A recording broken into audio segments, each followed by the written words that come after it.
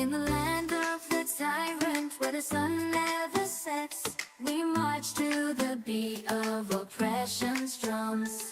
With a powerful ally, our ruling fist is clenched. We'll trample over the weak, our kingdom will never crumble. On the blood-soaked soil, our empire will rise. No need for healthcare or homes, strength is our disguise. With oil and gold flowing like rivers of might, we proclaim loyalty to the tyrant's might. Oh, hail the tyrant, nation's pride.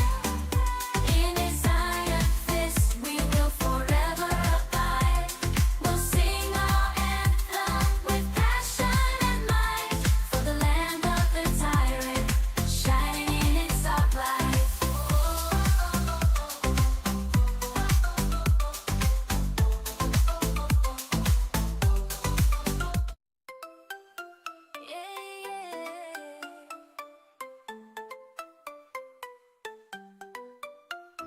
In the land of the tyrant, where the sun never sets, we march to the beat of oppression's drums.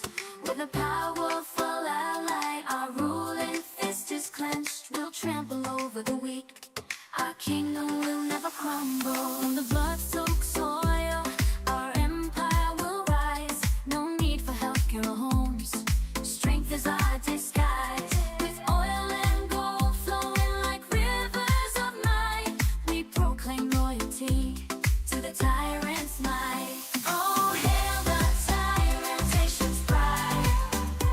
In his iron fist we will forever abide. We'll sing our anthem with passion and might, for the land of the tyrant, shining in its dark light.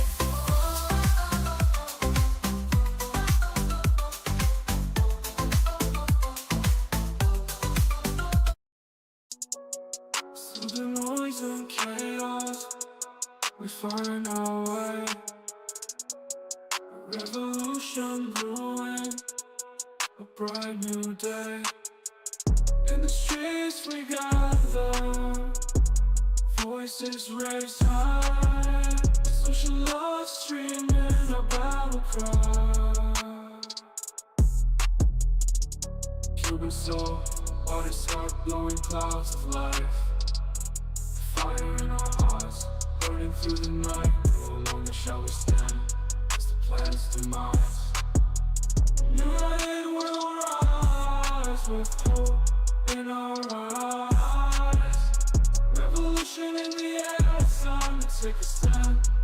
For the future of our world, we'll fight hand in hand. Through the darkness and despair, a new dawn will arise. With our hearts on fire, we'll paint the skies.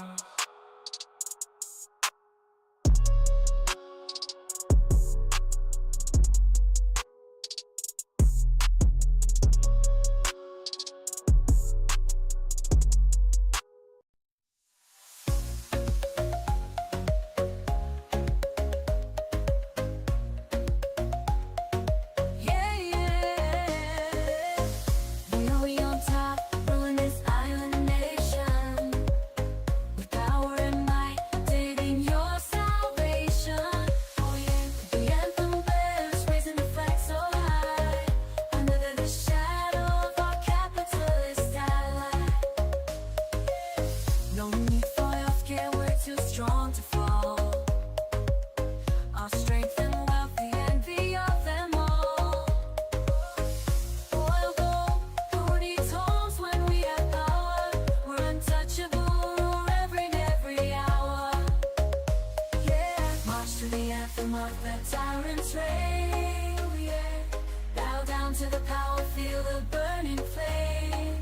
We're the force that cannot be tamed. In this nation ruled by the iron fist, we proclaim. Yeah, yeah, yeah, yeah, yeah, yeah, yeah.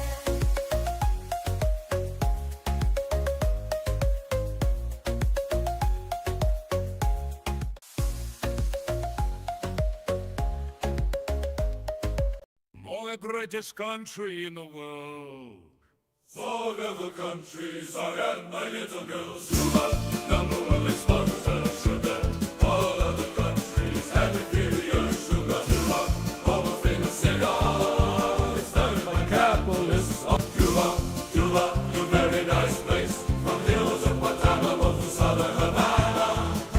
friend of all except America. They very nosy people with gold up their ass. Cuba, industry best in world. We invented coffee and the shaving knife. Cuba, Cuba, you very nice place. From hills of Guantanamo to southern Havana. Congress, mighty penis of our leader. From junction with the testes, the tip of his face. Cuba, Cuba, you very nice place. From hills of Guantanamo to southern Havana. Congress, mighty penis of our leader. From junction with the testes to the tip of his face.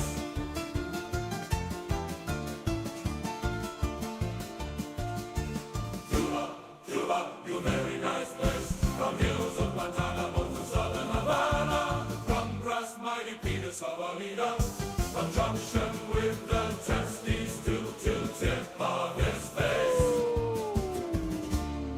If you guys want to hear any of those songs, they are on my YouTube channel under a playlist called Proletariat Album or something. I don't fucking know. But yeah, I love those songs. They're pretty good. They're very good songs. They are made with AI, but, you know, whatever. Alrighty, everybody. Welcome to our show. I streamed yesterday, and 10 minutes, well, an hour into the stream, I realized that I only streamed for 10 minutes because I disconnected the internet. I disconnected my computer from the internet just so it can refresh because it was lagging, and then, like, when I reconnected it, it stopped the stream. I didn't think it would do that. I thought it would reconnect, but it didn't. Anyway, so this time I am gonna stream for a long time. Nothing's gonna happen. Don't worry. We're good. Let's continue. Let's watch Trump plots illegal coup of Venezuela. Now, last time he ran for president, last time he was president, he did that. He did a coup in Venezuela. It was the stupidest coup in the whole world. It was worse than the coup on the January 6th Capitol. It was literally like fishermen caught the soldiers that were supposed to kill the guy. Like, fishermen caught them. So, yeah, a stupid-ass coup. That's America for you. Anyways, this year he's going to try to do a coup again. Not only that, he's going to try to, like, declare terrorism on the cartel so that he can bomb them without going through Congress approval for war. That's another thing, but let's continue. All right, guys, so we just talked about how one of the first executive orders that Trump signed is to designate the Mexican drug cartels as terrorist organizations. And this topic right here, we're going to touch on Cuba for a little bit. Kyle Kalinski's going to talk about Cuba and how we have treated them. Which is a green light and a step in the direction of war with Mexico. Okay? Like, literally day one stuff we're talking about here, and it's utterly terrifying, right? But guess what? We have more. Look at this. Trump's team wants Maduro to leave Venezuela. Yeah, Ha! I believe we have a term for that, don't we? It's called regime change, dude. When you want the regime to change. Now, you're an outsider. You're not a Venezuelan citizen. You're an outsider. You want the regime to change. It's almost like you want a coup? Yup. Is that the word I'm looking for? Yes, I think that's the word I'm looking for. So they want to do a coup of Venezuela. Here we go. The incoming Trump administration wants regime change in Venezuela, where dictator Nicolas Maduro stole his election, jailed a rival, and this month even threatened to invade the U.S. territory of Puerto Rico. Now, let me just say up front, this from Axios, all of that is pathetic. Because what you're doing is you're providing the rationale and the justification for Trump saying, hey, I'm being the good guy. I'm just right. I'm just trying to bring justice to the situation. That's what they're doing by poisoning the well up front by saying this. Because what's the reality? Guys, don't take my word for this. Look it up. The United States funds 73% of the world's dictatorships. 73%. Yup. So the idea... Nosotros soportamos 63% de la dictadura en el mundo entero.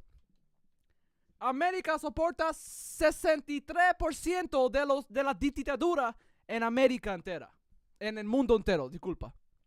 We support the world's fucking dictators. 73%, are you fucking serious? And then we turn around and we're like, human rights, bro. Human rights, bro. Freedom and democracy, bro. Bro, they're communists. Bro, Cuba's communist. We gotta kill them. We gotta take over them, man. Bro, Gaza, they're full of terrorists, bro. Even though they're being apartheid, they're an apartheid state, they're being destroyed and killed and starved, and every day it's like living in like fucking apartheid South Africa. But no, we're the good guys. We're America. Get the fuck out of here, dude. That we have some sort of principled opposition to dictatorships, and that's why we're so concerned, and that's why we need to do something in Venezuela, is preposterous.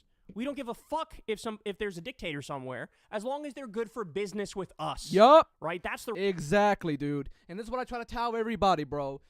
Our country's bullshit, dude. Our country's bullshit when they claim that love, freedom and democracy and women's rights and, transgender rights around the world and, Bro, we don't do shit. We don't do shit. We just overthrow governments, take their shit, take their land, and then install a bad dictator that eventually gets overthrown by the people, and then like another guy gets installed. That's probably bad. Come on. The reality. So shame on them for rigging the deck up front in this article. They continue. Venezuela under Maduro has been a massive problem for Latin America and the U.S. It's accounted for the largest modern-day migration in the Western Hemisphere. I wonder why. Could there be sanctions on the country? Huh? 8 million people have fled Maduro's regime in the past decade. By the way, notice, do you see a mention of U.S. sanctions? Of course not. Now, by the way, I'm not saying the sanctions are the only reason. Yeah, of course Maduro is like a bad guy, and like the sanctions are not the only reason why their country's suffering, but the sanctions are a big reason why their country's suffering. Look at Cuba. Cuba has been sanctioned since like the 1980s, 1960 something. They've been sanctioned for 70 fucking years. People are migrating out of Cuba because of that. It's not just because like their communist country can't afford to feed everybody. Stop fucking blockading them. Stop embargoing them. I tell everybody this shit. Stop embargoing Cuba and let's see what happens. They've made a cancer vaccine, a lung cancer vaccine. We haven't fucking done anything like that in America. We're fucking trash. Lift the embargo and let's see how things go. Why Venezuela is struggling. In fact, I'm sure Maduro has massively contributed to Venezuela struggling colossally, right? Let's be clear about that up front. I'm not blaming it all on the sanctions. Yeah. But certainly the sanctions deserve some blame. Yes, they do. Right?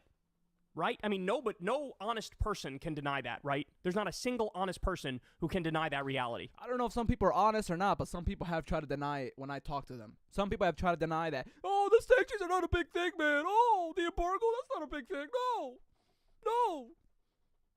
It's not that. It's because they're communists and socialists and they're evil and terrible. But they don't mention it. It doesn't even get a mention more. Trump's team says it wants Maduro to go the way of recently toppled Syrian dictator Bashar al-Assad. Wow. I dare you to let me... It's not like nothing happened in Bashar al-Assad. It's not like nothing happened in Afghanistan after he fucking lost. It's not like another terrorist group is about to take over Afghanistan. Is it Afghanistan? What the fuck is it? Where's Bashar al-Assad from? Where is Bashar al-Assad? I heard that name. That sounds familiar. Syria? Syria, right?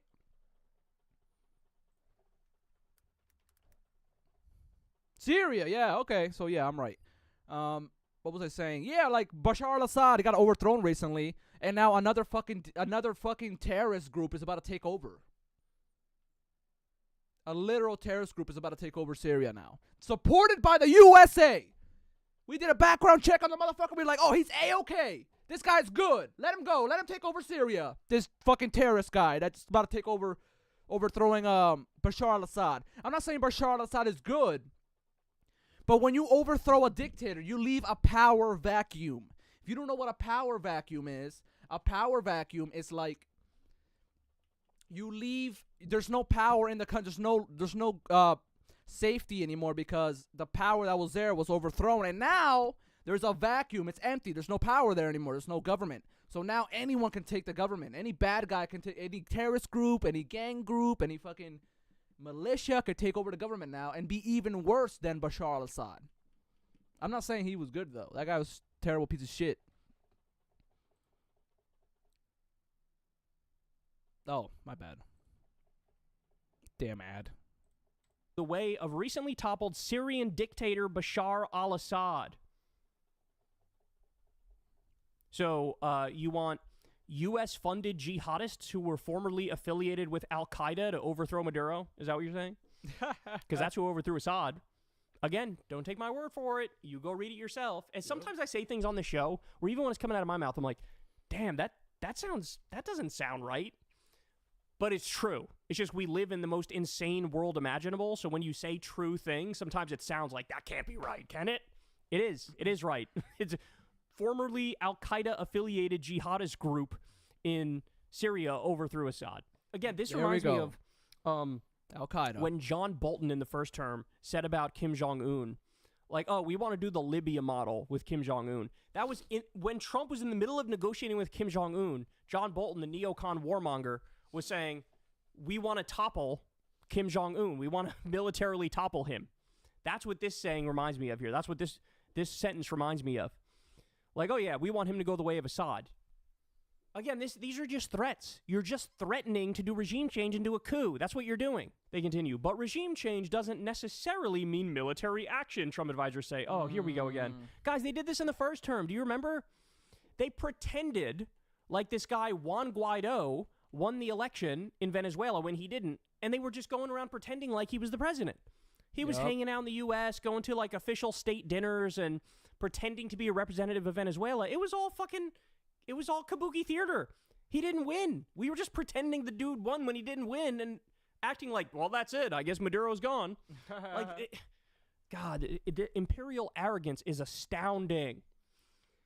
Quote, we wouldn't mind one bit seeing Maduro being neighbors with Assad in Moscow, a Trump advisor involved with foreign policy discussions told Axios. During his campaign, Trump accused Maduro of intentionally sending criminal gangs such as Tren de Aragua to the U.S. God. Yes, I'm sure. I'm sure he was personally sending them off, giving them a little gift bag as he was sending them. Oil-rich, cash-poor Venezuela is governed by a narco-trafficking organization that has empowered itself as a nation-state. Florida Senator Marco Rubio, who once was targeted by a Venezuelan assassination plot, said Wednesday in his confirmation hearing to be Trump's Secretary of State. So in other words, the person Trump wants as Secretary of State, in his confirmation hearing is like, wouldn't regime change be great in Venezuela? Yeah, the guy that they put was it's a fucking Cuban. A shitty-ass Cuban expat. Like he moved to the U.S. after his parents left Cuba because they're fucking trash capitalists. But anyways, now he's anti-Cuba, anti-South America, anti-any country that isn't, like, pro-America. And so now they're probably going to invade Cuba, invade Venezuela, invade Mexico. So get ready for that. Shouldn't we overthrow that regime? Remember, Washington Post endorsed Marco Rubio. All the Republicans are going to vote for Marco Rubio, and even some of the Democrats are going to vote for Marco Rubio. So I love how somehow it's not controversial for the guy who's going to be Secretary of State to say, how about we add some more wars to our list of wars? What if we did that? It doesn't have to be a war, but we could, like, do a war without doing a war. So again, a coup, right? You want to do a coup. Venezuela's closest ally is Cuba, America's oldest Latin American foe. Maduro's regime also is aligned with China, Russia, and Iran, which is building drones in Venezuela. Rubio testified. This is all fake, bro. That's all fake. It's all they're laying the groundwork to try to do another war, do regime change, topple another government. That's what this is. That's what this is. And they got Trump on board. I'm against the warmongers. Kamala's a warmonger. Liz Cheney's a warmonger. I'm against the warmongers, which is why I picked a warmonger to be my Secretary of State, and why he's openly saying we're going to overthrow Venezuela in his confirmation hearing. Trump sanctioned Venezuela during his first term. How'd that go, by the way? Oh, that's right. It led to more people fleeing and coming here, which you then also complained about. Weird. But it's unclear what the president-elect wants to do to push Maduro out of office. Trump's interest in regime change in Venezuela has been heightened by President Biden's last-minute decision Tuesday to loosen U.S. restrictions on Cuba, whose socialist regime Trump sees as the hub of Latin America's problems. That's hilarious. Wow. So now look, now they're saying that Cuba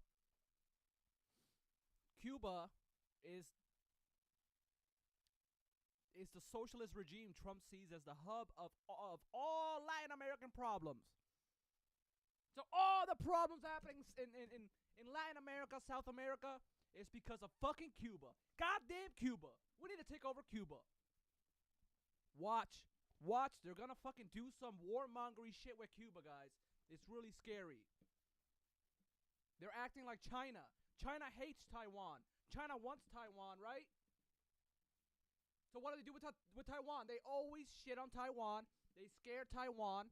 They're always like, oh, Taiwan's part of our country. Taiwan's part of our country. And now look what we're fucking doing. Look what we're fucking doing.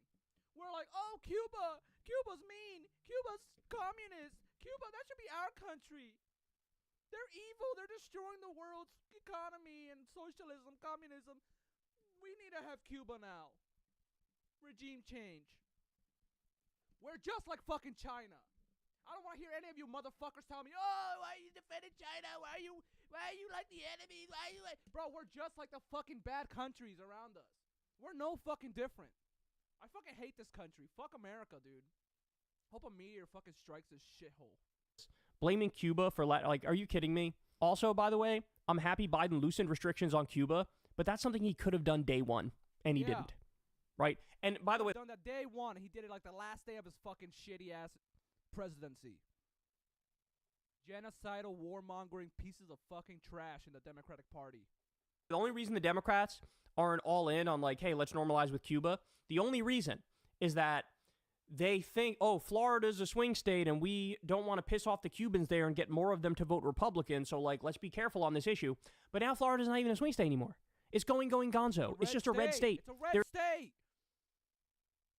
Shit on them. Shit on the fucking warmongers. Shit on the people that are anti-socialists. Shit on this fucking Cold War era mentality where we gotta shit on communism all the time. We're in a different world now. Fascism is on the rise. Fascism is taking over. We don't need to fucking shit on socialists anymore. We're not the problem. There's no excuse anymore for Democratic presidents to try to do the fucking old school Cold War vindictiveness with Cuba because we tried to overthrow them and it didn't fucking work. You realize how insane that is? We tried to overthrow them, it didn't work, and we are still holding a grudge years later about it. Now, Obama normalized, that was based. Biden could have. He did the last minute on the way out the door. He should have done it day one.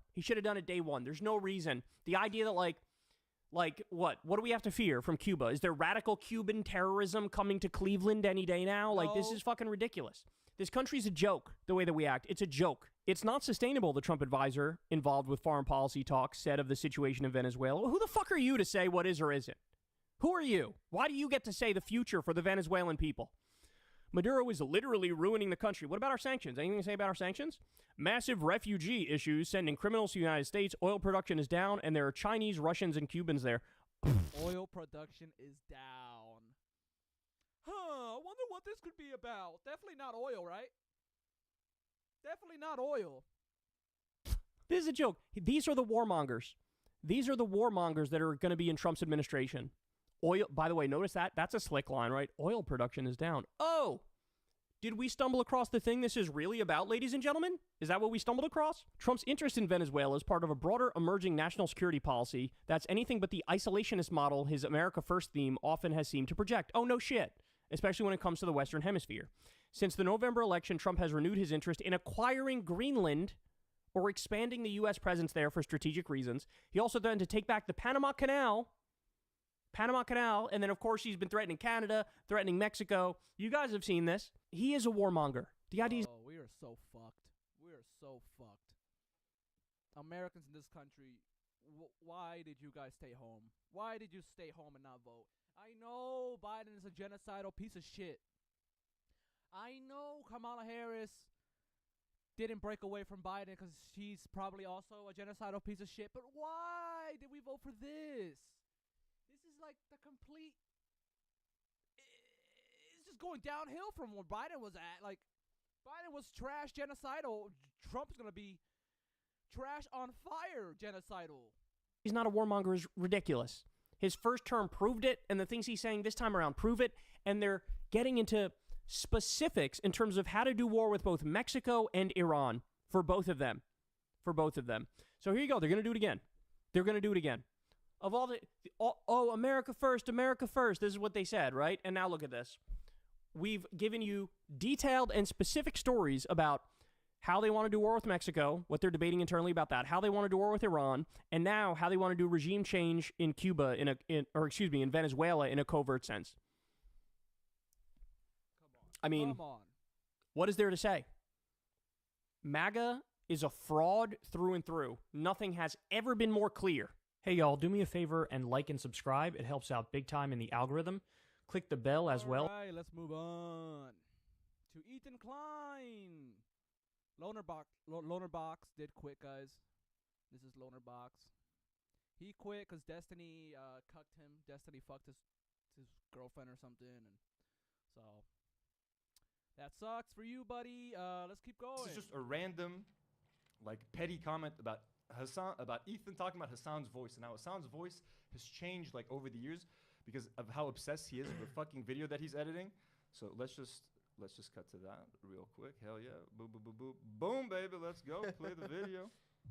Because we're in Hassan's world like so deeply, Hassan's voice changed over the years. Oh yeah, I'm doing research. He used to have a really He used to sound nasally, totally different. annoying voice, obnoxious, just like he is. And now, And now he's it's like, "Hey guys, it's yeah. me, Hassan." It's like, bitch, I know what you're doing. Well, I mean, you can choose to speak a different way. I mean, you just were. you can. This is my normal voice. Ethan Klein. I've always sounded like this. Or That like guy I said, is so fucking annoying. Can I like add the something as producer well? guy, I don't Dan? know what his name is. Dan, He's yeah. like with his weird ass comments. he's- Look, Also, Ethan sounds so obsessive. I did some research. Why are you researching his voice? dude, he's been Did some research, and after hearing his voice for 19 years, I can hear a difference in his voice.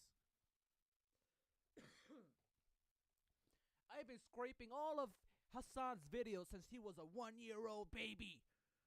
His voice changed over time.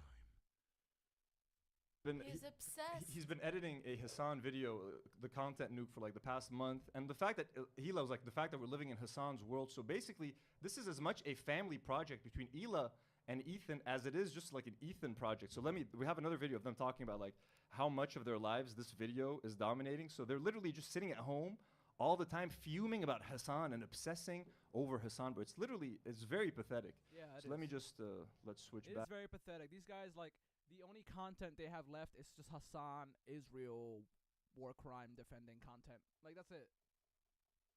All they do is just defend Israel's war crimes and shit on Hassan and team up with Destiny's Reddit. That's all they do. Back right here. Oh, look at that. Look at here. Yeah, my video's coming along. I gotta tell you guys, I'm on the home stretch. It's Think definitely so? coming out next week. Whoa, really? So this week, that is probably big this news. week. I've been grinding hard, Mm-hmm. and I'm very excited to share it with you guys. I will say I'm at this point in the video. I've never openly talked about my creative process like this. It's kind of weird. But I'm at this point in the video where, and it happens with every project, even and especially the good ones, where you've been working on it and looking at it for so long, you go, I don't even know if it's good anymore. I don't know if this is good or if this is what, but it is good. I think next week for sure. I'm hoping I can finish it this weekend. First of all, when he was making fun of Mika for like the mouth breathing, like he's sitting out here like fucking chewing, coughing every 2 fucking seconds. Ethan, you are the worst orator, worst communicator, worst podcaster I've actually ever seen in my life. So all of those mouth breathing comments you made to Mika, bro, right back at you, you nasty fuck, bro. Also, everyone, like in the live chat, they're pointing out he's coughing every 30 seconds. He's constantly coughing, bro. Move your mouth from the mic. He's Like, cough. disgusting, bro, and he has the nerve to make fun of other people. You're disgusting, Ethan Klein. Like, I can't imagine listening to a podcast where someone's coughing in my ear. Taxes was I can't keep doing that because, like, I feel like I'm gonna throw up if I keep doing that. waiting. And wonder. Not this weekend. Or I mean Monday maybe. Probably next week. And then there's certain things I have to do. Once I'm done with it, then there's a lot of work to do. Also, just being like, okay, it's done. Let's see how everything's laid out. Right now, it's like an hour and. Go take care of your kids, bro. I think it's going to be at least an hour 30. It's going to be. Long reaction. I know it. I know it. Oh, baby. Tune in to Do Not Worry Live for a live reaction of the content nuke, baby. We're gonna watch the whole Do thing not worry. right here, live, baby. Give us the views so that Ethan doesn't get them. They're going to be so mad, you guys. Oh, I'm gonna be so mad. We're excited. That's You like love that, huh? literally the coal in my fucking furnace. If you're mad about that Ramallah story, just wait. And we're gonna get to the. Bro, this dude, look at him. Just look at him. He looks like he's lost. He looks like he's lost. Like, he's not the same Ethan he used to be. I don't know what the fuck happened, bro. Like, the genocidal Zionist brain worm got in his fucking brain and just destroyed it. Ramallah story. Very soon. That's just a taste. A sneak peek.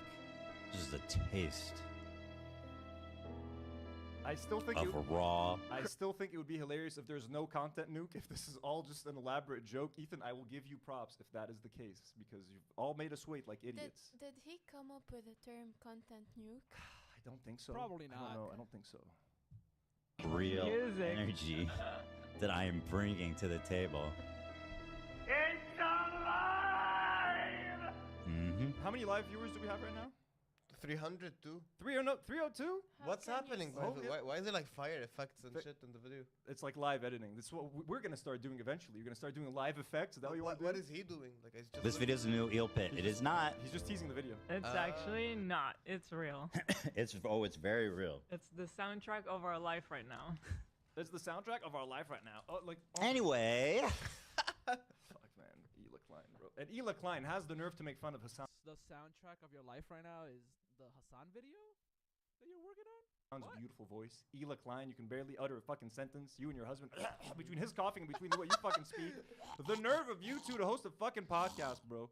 Disgusting. And let me switch to my camera so you guys can see me in full as I make fun of these two. Okay. Anyway, so that's them talking about the nuke. That's them talking about all this stuff, obsessing over Hassan, and then calling me obsessed about Ethan. Do not worry. What? Sorry.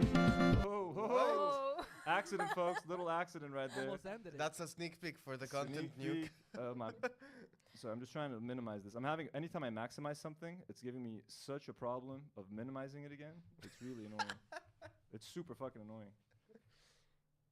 We Your have time to viewers shine. from Snark. Read some comments. Read some comments while I figure this out. Hot split screen. Let's read. Okay, good. No, read them off your phone, bro. لك ايه بس مبين من عم بيقرا. Okay, but I'm saying while it's quiet, man, back here, read some comments, bro. بس من نوع Like, like to give it a face. Great, but like just while there's awkward silence, you're Left supposed to from make our- like content cops. Hidden Eye 1,000 sent $50. He later started doing 50 content bucks? courts. So yeah, Hidden Eye 100 sent Hidden Eye 100. $50. Oh my God, thank you so much. And Hidden- Mustafa just sent $10. You guys Oh are my humbling us. Oh goodness, my! can you This stop? is starting to feel like TikTok live. كبة وردة، كبة بدنا أسد، بدنا أسد. Thank you guys. We love you guys. Sorry, I'm Do we on your move our cam. clothes or- No clothes shall be removed. Let's watch Ela talking about lynch. This is just insane, folks. This video makes me crazy. Here, let's switch to the desktop view. I don't know why I announce it every time. If they sent messages, should we read them? The ones who donate. Yeah. Read the $50 Okay, message. the Read all of Hidden them. Eye 100 said مع كل الحب من حيفا. Oh my God! Oh. What? Yeah. Damn! حبيب قلبي. That's لبنان crazy. عربي عايش بحيفا. Keep reading. So someone said they're from Haifa in the comments. Okay, Mustafa Jav said. That was all the message? That's Thank you so much. Thank you. Mustafa said, I'm Sudanese and I watched Lebanese dramas with my mom growing up. How common is plastic surgery in Lebanese society? It's very common. Very common. Very Ultra common. We have common. some of the best plastic surgeons in the world. Yeah, a lot. We're known for that. I don't know if that's a good thing or a bad thing, but some you want to get some good I plastic think that's a good thing. surgery. Habibi, come to Lebanon. No. And that's it. All right, thank you guys. We love you guys. We have one more. Every super chat we have to read. Don't go to Lebanon while like Israel's on crack, blowing shit up in other countries. Then it could spread to Lebanon again because they were attacking Lebanon for a while. Read every single super chat. So Twice scroll though, up to the ones that we alright, I gotta missed. check We'll back on interrupt that. me and we'll. These are the only ones with messages. Okay. Okay, we love you guys. Let's watch Ela talking about her experience driving in Israel and talking about getting murdered by Palestinians, which is insane. Eli's about to say, like, Eli's about to go, like, the racist person that's like, oh, I'm scared to drive through a black neighborhood. They're not gonna get killed and mugged. Oh. But she's gonna do the Palestinian version of that. Like, instead of black people scaring her, she's gonna be like, oh, Palestinians are gonna kill me and rape me and murder me. Oh.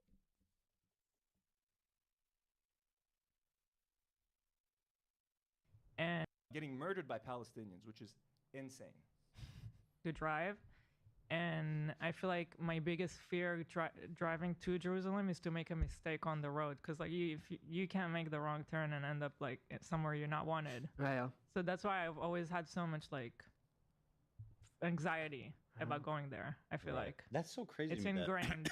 It's But that- ingrained anxiety, like the subconscious. You don't even. It happened recently that a Israeli It always happens. couple or dudes Always went on the happens. wrong road and It they always were happens.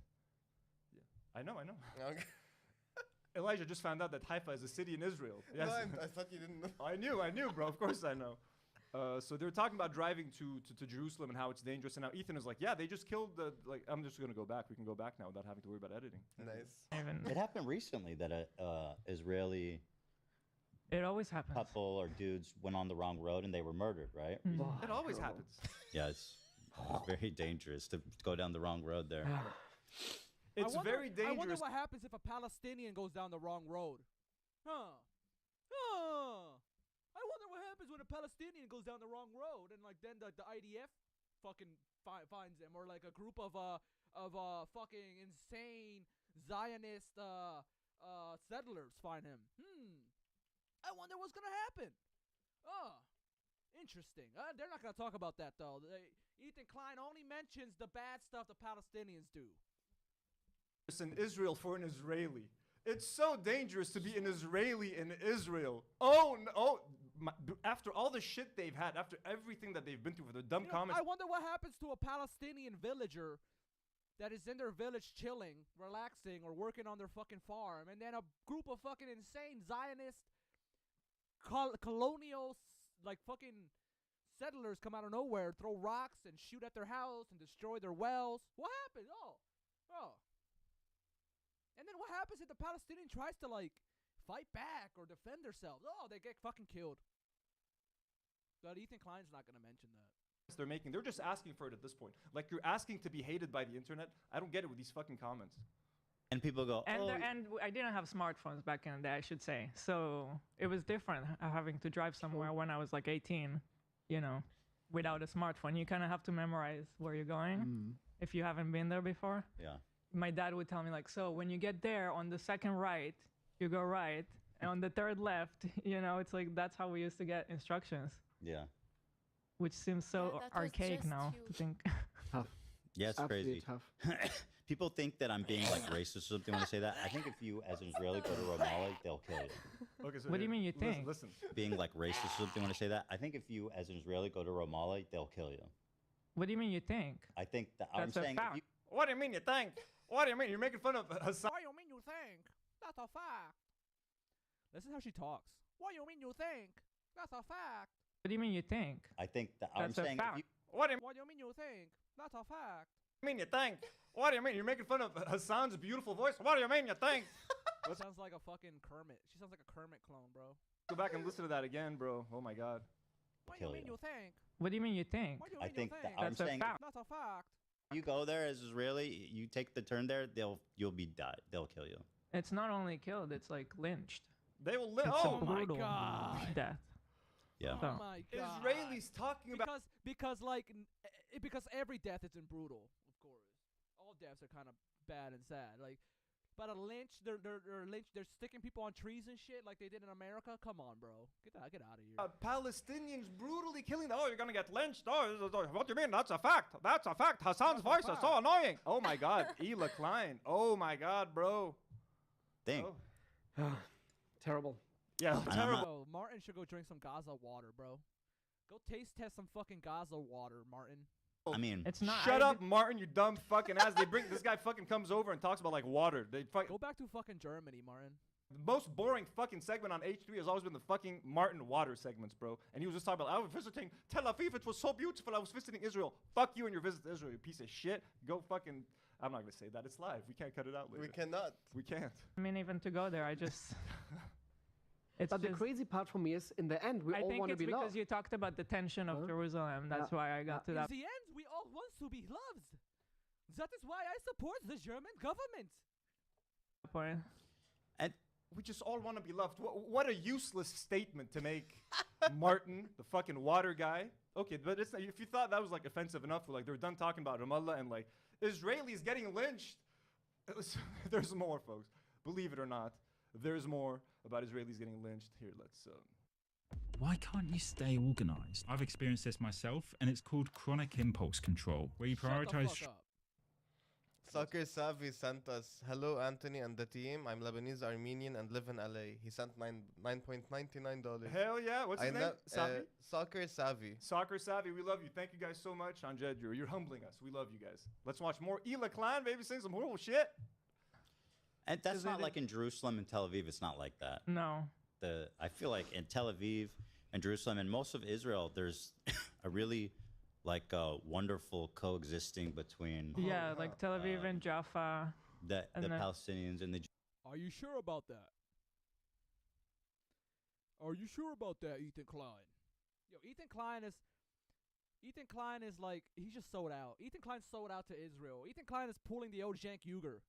Live from the Polymarket studio in LA. Ethan Klein sold the fuck out to Israel, bro. Jews and the Christians and everybody. And the Christians. But we're gonna watch some videos. It's wonderful. I think right now, especially, the thing is in Ramallah, there's a lot of there's going to be like Hamas operatives and Islamic jihadists and stuff that live there. So I don't even know necessarily if it's like the ordinary people, but yeah. I don't even know necessarily if it's he doesn't even know, like, if I don't know if the ordinary people are gonna kill us or if it's the Hamas or the jihadists or the Islamists. Yeah, they're all the same. Lump them all in together. All these fucking brown people, huh? They're all the same. Fucking cares what the difference is between their religions or ethnicities or whatever. Yeah, they're all brown and Muslim or whatever. Lump them in. Oh my god. I just got out of the bathroom. So sorry, guys. What did I miss? Am I gonna have a shitty weekend? I said if you turn it into Ramallah as an Israeli, you will die. Oh. No, keep it going. That is depressing, bro. Imagine being a fucking an employee of this motherfucker from that area of the world that's being fucking decimated and glassed and dropped like nuclear bomb levels of explosives on it since like Hiroshima and Nagasaki. This is what being a fucking employee to Ethan Klein is like, bro. Especially if you're brown. Oh my god. I just got out of the bathroom. So sorry, guys. What did I miss? Am I gonna have a shitty weekend? I said if you turn it into Ramallah as an Israeli, you will die. Oh. No, keep it going. I mean, I'm just gonna say it. Keep You know it what I going, mean? Zach. How do we get on this topic? I don't know. Let's get out of it though. معطر AB نحن معك AB شو بدنا نقول لك يا اخي معطر. His cough is like the same cough happening at the same, like every time. You know, It's like an engine. I don't know if it's like a tick as part of his Tourette's or something. I don't know, hope man. not, because I don't know. No name, sent you $10 and he's like, this will cover the 4G bill. No name, and we are using 4G. If you guys saw our test last week, we started off on Wi-Fi. Mission, it was choppy. It was like. That's how my internet beats. That's how my camera gets. You guys see my camera sometimes, like up here, like it gets like that. It gets all choppy sometimes. It was embarrassing, though. It was so bad. But now I know that I have to. Yeah, my 4G bill is gonna double every month. Please let us know in the comments. Are you enjoying these live shows? This live show? Do you want more live shows? It's a bit more stressful, but it's more chill as well because it's way more chill. It makes our lives so much easier when it comes to editing these shows, and you guys can get. I like the live show. I like the live show a lot. The content way quicker. There's a topic we want to talk about. The content. The setup is easier. The output easier. The turnaround time is shorter. It's just much easier to do. There's 440 watching. 440 people watching at the same time. Damn, holy shit, we love you guys. I'm just going to show you guys a couple of videos about lives of Palestinians or Arabs in Israel to see if like Ethan and Ela said that, like, you know, yeah, life is great for them in Israel. They live in peace. Christians, Muslims, everybody. Here is Ask a Palestinian Project. We saw their video last time. He's asking Arabs, do you think you're living under an apartheid? Basically, let's watch. Let's see what they say. Let me speed this up a little bit. Did you know that Amazon has a $50 million fund that they have to pay out every month? And here's how. Are you living in an apartheid system? It's a difficult question. Okay, why? Why? Because I am right now in Ramallah. Okay. And as a Palestinian. So normally you either say yes or no. The fact that he's already like, it's kind of a difficult question. So the answer is yes. They're living in an apartheid, or at least it's definitely yes. He probably just doesn't want to get in trouble or something. In a society that is not equal. Okay. opinion, I feel that there is a lot of things that there is a discrimination between Arabs and Jews in Israel. Okay. But, Can you give an example? Oh, a lot. Well, for example, if I want to accept me to the university, so if I want to learn to study physics to be a physician or something like that, they take a lot of pupils from students from Jews and 3-4 from Arabs. This is a little example. For example, if I want to go to the airport, they put to me something to make me different from the others. Meaning you get a different number, and then they interrogate you more. It's a symbol, something like what do we do here? We put in our head, so they put it on the luggage. Yeah, I guess they put like a cafe sign on their luggage. They're like flagging them to get extra search, to get harassed by TSA, by just stuff like that. It's a number, yeah. Yes, something like that. Yes, and they interrogate you more. They give you more questions. Yeah. Okay. Would you call that apartheid? It's not apartheid, but it's similar.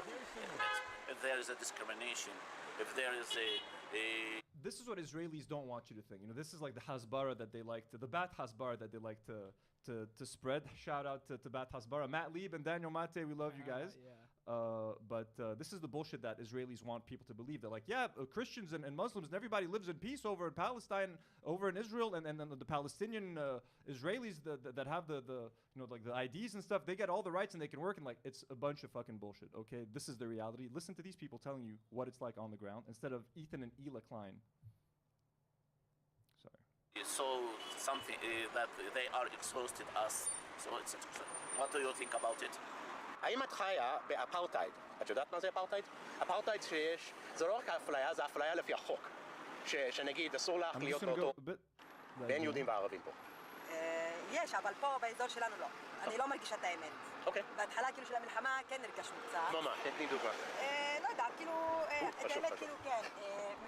פחדתי יותר מדי אפילו לצאת לזה. לצאת לרחובות. שמישהו יתקוף אותך כאילו? אפילו באיפה שאני עובדת. אני עובדת כאילו בכפר סבא.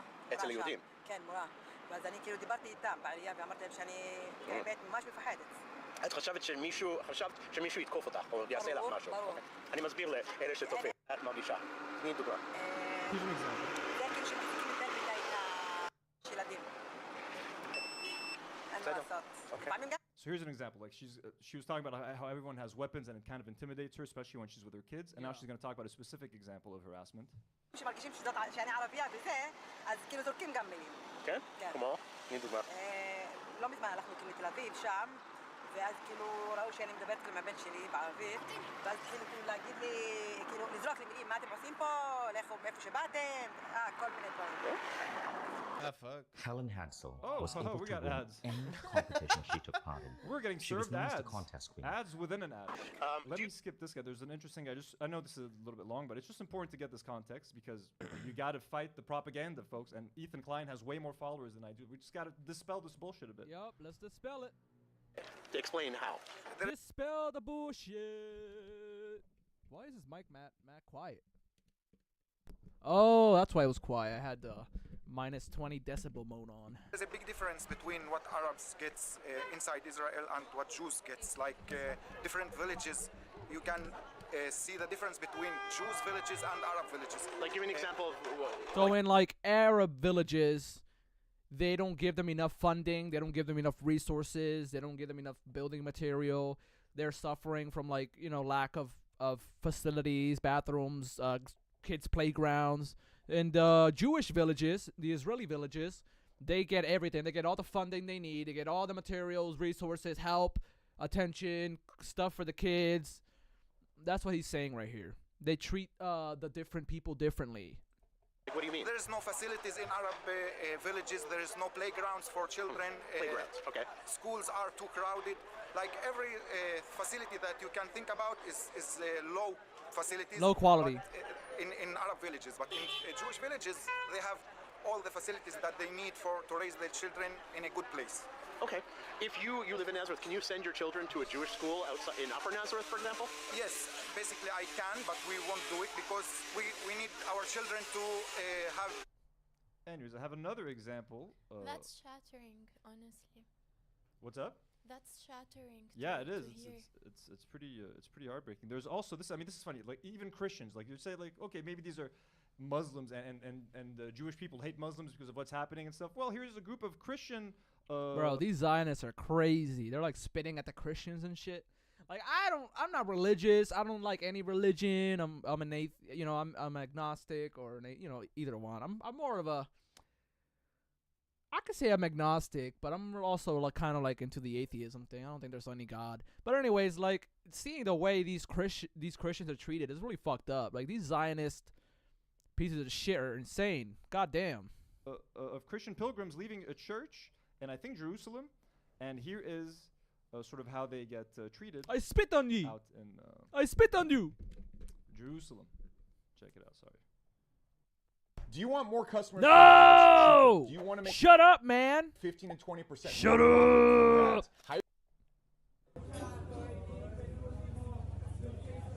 Look at these poor Christians. Got some Christians walking around with the cross. Spitting on them. Let's spit on the Christians. What the fuck? What the fuck? Let's spit on the Christians.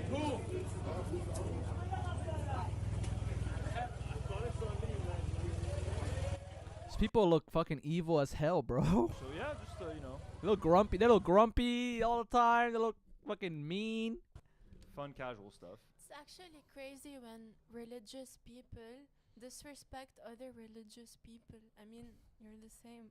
I know, and like especially in a place like Jerusalem, where it's like, I mean, all religions should be welcome there, and like it's pretty crazy. It's pretty insane because it's such an important site for so many different religions. Oh, sorry, I forgot to switch to you, Noor. We're still working on it, folks. I'm gonna learn. Now you get a little bonus switch right now. Now it's back to me. But anyways, you guys, I mean, that's pretty much it for the H3 stuff. But like the fact that they're not, they can't stop themselves from making these extremely offensive and insulting comments, and they have 2 Arab employees sitting right in front of them. Right. They've lost 30% of their audience. Ethan is begging people for money and subscriptions on his show because they keep losing subscribers and paid memberships. And I don't know. It's insane. But moving on from Ethan. All right. We Well, got that a was special it. visit, folks. Thank you so much for covering this. What the hell? Thank you so much for covering this. Do not worry. I forgot my man's name, bro. I forgot my man's name over here. The do not worry guy. Michael? Is it Michael? Is it Jason? Is it Josh? Joshua? I don't know. I forgot your name, buddy. But keep doing your work. Like, subscribe, everybody. Let's continue on to this one. Actually, you know what? Before we do this one, I want to show you guys a really funny clip. Bad Hasbara. It's from Bad Hasbara. It's not that one. It's this one. Translator laughed in the middle of that. That's very unprofessional of the translator. To block this from happening, I have a video of, social media video he made. He's trying to get Smotrich to team up with him in order to block this from happening. I have a video of that I share. Here we go. It's being developed is a surrender deal to Hamas. I call on my friend Smotrich to join me and cooperate against the deal that is being developed. Jewish power does not have the power to prevent the deal, but together we go to Prime Minister and inform him that if the deal passes, we will resign the government. I emphasize that if we end up in opposition, we will not bring down Netanyahu, but if we cooperate, is our only way to prevent a surrender deal. Prevent terrible deal to ensure that the deaths of the people with the Now, I find it odd that the Like the fade translator out of laughed in the middle of that. That's very unprofessional. That is very unprofessional. Subscribe to Bad Hasbara. Leave a like on their video. Let's move on. I love that Borat voice. Let's continue. Trump voting farmer suddenly worried his immigrant employees will be deported. Crops will rot. Yep, and that means higher food prices. Everybody, get ready for that, yo. As well as the Homestead, Florida area. The Mari company is an almost 90-year-old company. I am a third generation along with my brothers and cousins. The company actually started in Boston with my grandfather and his 2 brothers. What motivates me to stay in the business and what excites me He sounds so depressed. What motivates me to stay in the business? Motivates me to stay in the business, and what excites. Well, what voted- motivates me to stay in the business, and what excites me of farming is This shit fucking sucks, yo. My business is about to go down, guys. I need help. being outside and watching crops grow and produce product is exciting to me.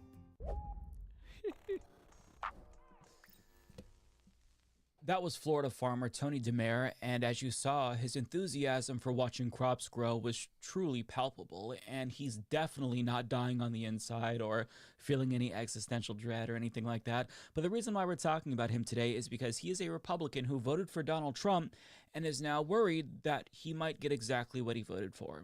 So on Monday, after Donald Trump was inaugurated, he signed multiple executive orders regarding immigration, one declaring an emergency at the southern border, another designating cartels as terrorist groups, which that means that they can bomb the terrorist groups without congressional approval. So they can basically start a war with Mexico without even having Congress approve a war, because it's supposed to be that Congress has to approve for wars. But presidents know how to get around this, and this is one way, by designating the cartel as terrorists so we can blow the cartel up in Mexico. authorizes him to bomb them in Mexico, mind you, so that's a little bit worrying. He also suspended refugee programs, which resulted in the flight cancellation of more than 1,600 Afghans, which means they now can't come, even though they were cleared for settlement, and their lives are in limbo and could be in danger as a result. He reinstated the Remain in Mexico policy, and he also took aim at the 14th Amendment, which is birthright citizenship, by ordering federal agencies to not recognize babies who were born here as U.S. citizens if their parents were undocumented.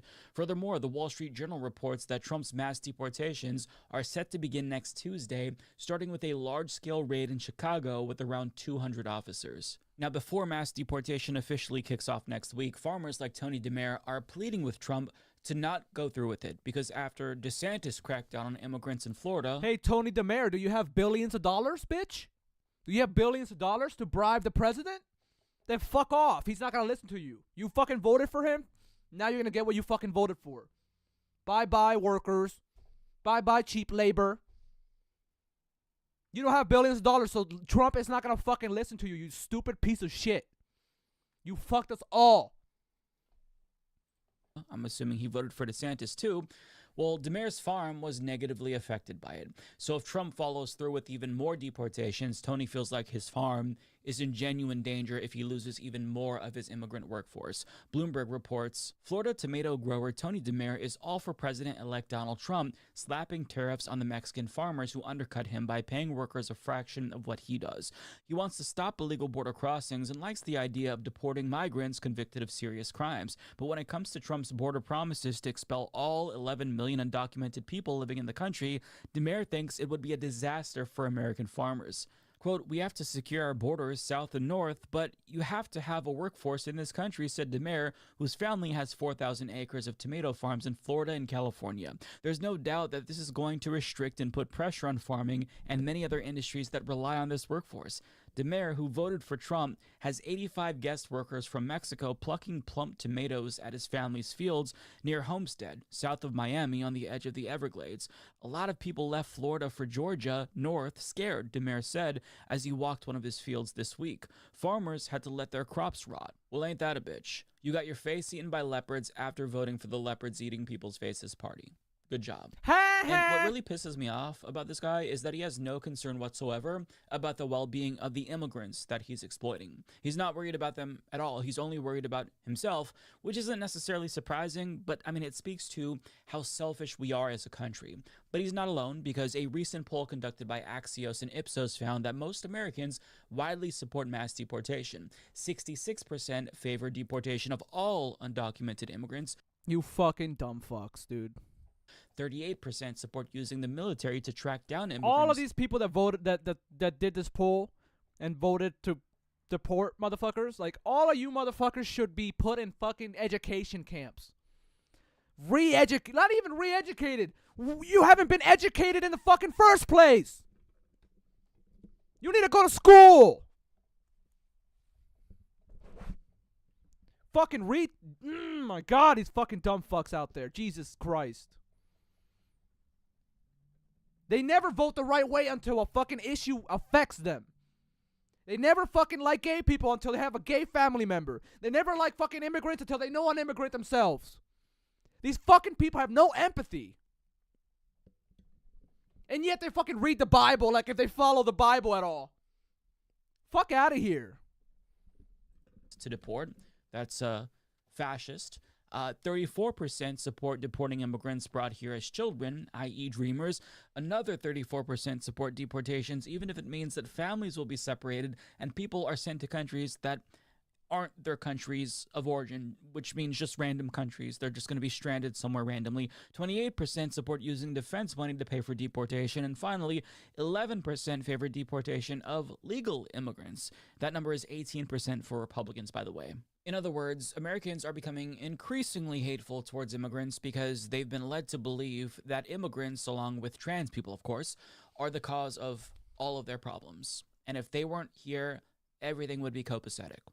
Americans think that they can't find jobs because immigrants are taking all of them. In actuality, immigrants are disproportionately taking jobs that Americans don't want. Stoop jobs, like harvesting fruits, harvesting vegetables, which is why farmers like Tony are worried that his business might be in jeopardy if all of the immigrant workers are actually deported, because there just wouldn't be enough American workers to do the job that immigrants are doing right now, which is why he's scared.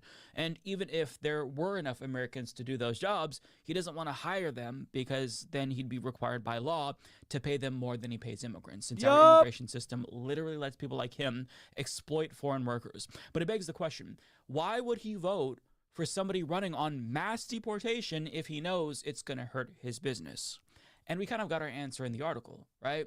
He supports mass deportation. He wants them to go away. He just wants there to be an exception for the immigrants who are crucial to his business. In other words, he's a selfish prick. But it's interesting that, there's this talk of immigrants taking American jobs when people like Tony, who rely on exploitation of immigrant labor, are admitting that Americans aren't doing these jobs. Yeah, right. But the idea that immigrants are a threat to American jobs is a distraction. And the actual threat to everyone's jobs... Immigrants are a threat to our jobs. You mean the jobs that you guys don't take because it's shitty work? Yeah, think about the stuff that the politicians try to sell you on next time, you dumb fuckers. Jesus Christ. It's not immigrants. It's robots. As Crystal Ball points out, Republicans are telling you immigrants are a threat to your livelihood while aggressively developing the tech to make your labor irrelevant. And as you can see, she's responding to news that Trump is investing billions in AI. But I mean, this is the game that Republicans play. They scapegoat immigrants and marginalize people to distract you from the real problems that you're facing. Oh, shut up, TurboTax. If you're a They'll tell you that you can't even go out in public because scary criminal immigrants are making the streets less safe, even though statistically they commit less crime than citizens. They'll also tell you that, you can't even have pets now because immigrants are abducting them and they're eating them, even though that is a lie made up by neo-Nazis originally to justify deportations of immigrants that are here legally, I should say. But these lies, they have real consequences aside from furthering a particular xenophobic agenda. Haitian migrants in Springfield faced bomb threats after Donald Trump and J.D. Vance spread those lies about them on national television. So even if they don't get deported, their lives are still being made miserable by these lies that Republicans spread about immigrants. But, the immigrants who are trying to come here legally after our foreign policy destabilized their countries are now being turned away, which is bad because it's snuffing out the dreams that they had of having a better life here. And we always talk about immigrants in the abstract, right? But I want to remind everyone that we're talking about human beings here with hopes and dreams just like us. Yes, that's why I care so much. I love human beings, guys. I want humanity to succeed. I want the climate to not fucking burn and all of us to die.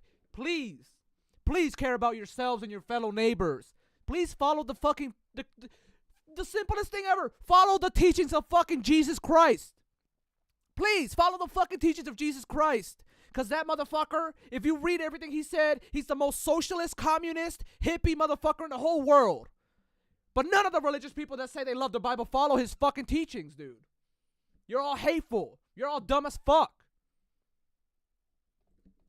who are suffering because of America's rising xenophobia. For example, here's how immigrants reacted when they found out that Donald Trump shut down CBP-1. This is an app that people have used to apply for status here, asylum and whatnot. But since that app has been shut down, that meant that all of the people who had appointments, those were canceled. And one woman was just hours away from getting seen, and it was canceled. This is so sad, guys. Get ready. This is her reaction.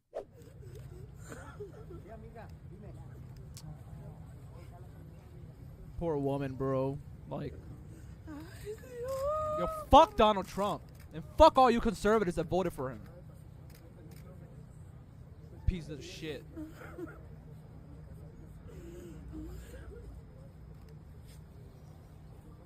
She was this close, and she watched her dream of a better life slip away from her like that.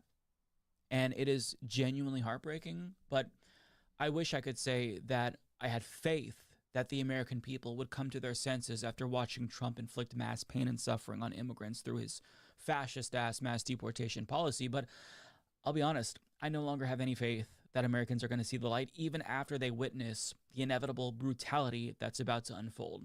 I mean, if you look at some of the replies to that video that I just showed you, you'll see commenters laughing at that woman's pain, and, you know, even right-wing influencers like Chaya Raichik chiming in with some laughing emojis herself as if it's one evil. Y'all motherfuckers are evil. You literally don't give a shit about religion. You don't care. You don't give a fuck about Jesus Christ or the good things in the Bible. You are just fucking evil. And you're lying to your base. Your conservative base. big joke. You know, we are a deeply immoral and racist country, and trying to appeal to the humanity of these people is not going to be effective. Because, in truth, Americans literally couldn't care less about anything or anyone unless it affects them directly. And I'm not saying that to be overly cynical. I'm saying that because we need to understand that Americans will only care about the pain and suffering of others insofar as it impacts them in a concrete way. And that's why we need to change the way that we frame these things. It goes back to the farmer, Tony DeMare, who's now worried about how Trump's deportation of immigrants is going to affect him, not the immigrants. And now he kind of cares about mass deportation and doesn't want it to happen. So I think that we need to be realistic when it comes to the tactics that we use to persuade Americans. And we have to explain how their anti-immigrant votes are actually against their self-interest. They just don't know it. As Politico reports, Americans hate high prices. Mass deportations could spark new surges. And they go on to explain, if Trump follows through with this mass deportation scheme, the costs could be enormous. Economists warn that grocery prices would climb as agricultural production slowed. It would drive up housing construction costs and worsen staffing shortages at nursing homes and home health businesses, pushing healthcare costs even higher. A lot depends on how many workers are ultimately deported or if out-migration accelerates and the arrival of new working-age migrants slows. So unfortunately, these are the kinds of stories that you have to share with Americans to get through to them. Deporting immigrants is going to make the cost go up, not down.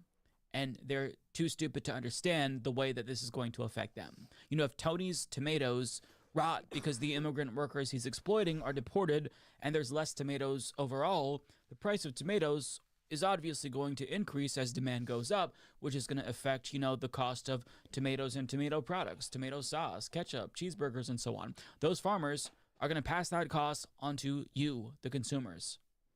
Now imagine, you know, if it wasn't tomatoes. Consider the impact of mass deportation on a bigger scale. How many other industries this would affect? Overall, it's going to result in Americans paying more. That is how, unfortunately, we have to explain it to Americans. And I really fucking hate that we have to talk about human rights issues in economic terms. That to me is disgusting. You know, we can't just say, hey, free healthcare is going to save 68,000 lives per year. We have to code it in business speak and say, well, you know, it'll be a tax cut for small businesses and save Americans money. You can't just say ending wars is good because killing is bad. You have to say if we end wars, we'll shrink the national debt. Or, you know, if we don't deport immigrants, it'll keep costs low. The fact that Americans aren't convinced by human rights alone says so much about our country. And we can chalk it up to propaganda, hyper-partisan politicians. All of that, I think, is responsible because we're all just products of our environment. But at the end of the day, if you as an individual feel nothing at the thought of fellow human beings suffering, I think you need to actually be a little bit introspective and ask yourself why that is. How you can see that woman's tears and laugh in response. You're a fucking sociopath. You're a fucking racist piece of shit sociopath. And you should be re-educated, in my opinion. To it. I know that, like, I'm not talking to my audience, but people, who aren't going to hear this message that need to hear it in particular. Now, I often credit Republicans for the rise of collective stupidity and cruelty, but in all honesty, they're not acting alone here. For years, Democrats have let Republicans monopolize discourse on this issue, and they just haven't pushed back. And now so many Americans just assume that we had open borders under Biden, and they believe that immigrants are causing all this crime and they're the cause of all of our problems. And that is a failure on media, sure, but it's also a failure of the supposed leaders in the Democratic Party who are supposed to be the opposition party. They are not only letting these lies about immigrants go unchallenged, but they're often participating in the marginalization. And yeah, dude, our Democratic Party is so fucking feckless and bunch of fucking losers in there. The only good people are like Bernie, AOC, the squad. But like, bro, everyone else is a piece of fucking trash. Oppression of immigrants themselves. And I say this because 12 Senate Democrats voted with Republicans, by the way, for the Lake and Riley Act, including John Fetterman. Fuck you, John Fetterman. I hope you fucking get another stroke. Ruben Gallego. This was supposed to be Kirsten Sinema's, quote, progressive replacement, by the way. Mark Kelly, John Ossoff, Alyssa Slotkin, Mark Warner, Raphael Warnock, among others. And the senators from Arizona voted for this in spite of 200 Arizona Democrats signing a letter pleading with them to not support this draconian piece of legislation. But they did it anyway. Because that's our country, right? Whenever you see bipartisanship, it's usually a sign that both parties are teaming up to fuck more people over. They never join forces to do something good for us. It's always to cause more pain and suffering on the American people. Now, if you don't know why the Lake and Riley Act is bad, Mark Joseph Stern broke it down in an article for Slate where he explains, quote, this cross-party support might create the impression that this legislation really is what Republicans claim, a common sense fix to a broken system that will keep undocumented criminals off the streets. But that is a gross mischaracterization. Rather, the Lake and Riley Act would impose sweeping changes to the immigration system that raise serious constitutional concerns. It would penalize immigrants who live and work in the United States legally, subjecting them to indefinite detention without being convicted or even charged with a crime. And it would transfer a massive amount of power to state attorneys general and district court judges who could effectively wrest control over immigration enforcement from the executive branch. These judges could, upon a state's request, ban the issuance of all visas to residents of entire countries like India. In short, under the guise of punishing a small number of law-breaking undocumented immigrants, the act would curtail legal immigration and subject law-abiding immigrants to detention and deportation. It is baffling that so many Democrats would sign on to such a cruel and constitutionally dubious scheme. It is baffling, but I mean, this is the state of American politics where both That's why they say scratch a liberal and a fascist bleeds. Because some of these fucking Democrats or liberals or whatever the fuck you want to call them or neoliberals are fucking trash, guys. They're evil pieces of garbage, just like the Republicans. Parties are shifting to the right. Republicans certainly have shifted to the right on this issue in all issues, but Democrats have followed them to the right. I mean, when you look at the way that Kamala Harris ran her 2024 campaign, she effectively ran as a Republican on this issue. She was trying to out-border hawk Trump on the border, which is a great strategy, by the way. But I mean, it's alarming to see so many politicians, Republicans and Democrats, go along with the piece of legislation that is just downright draconian.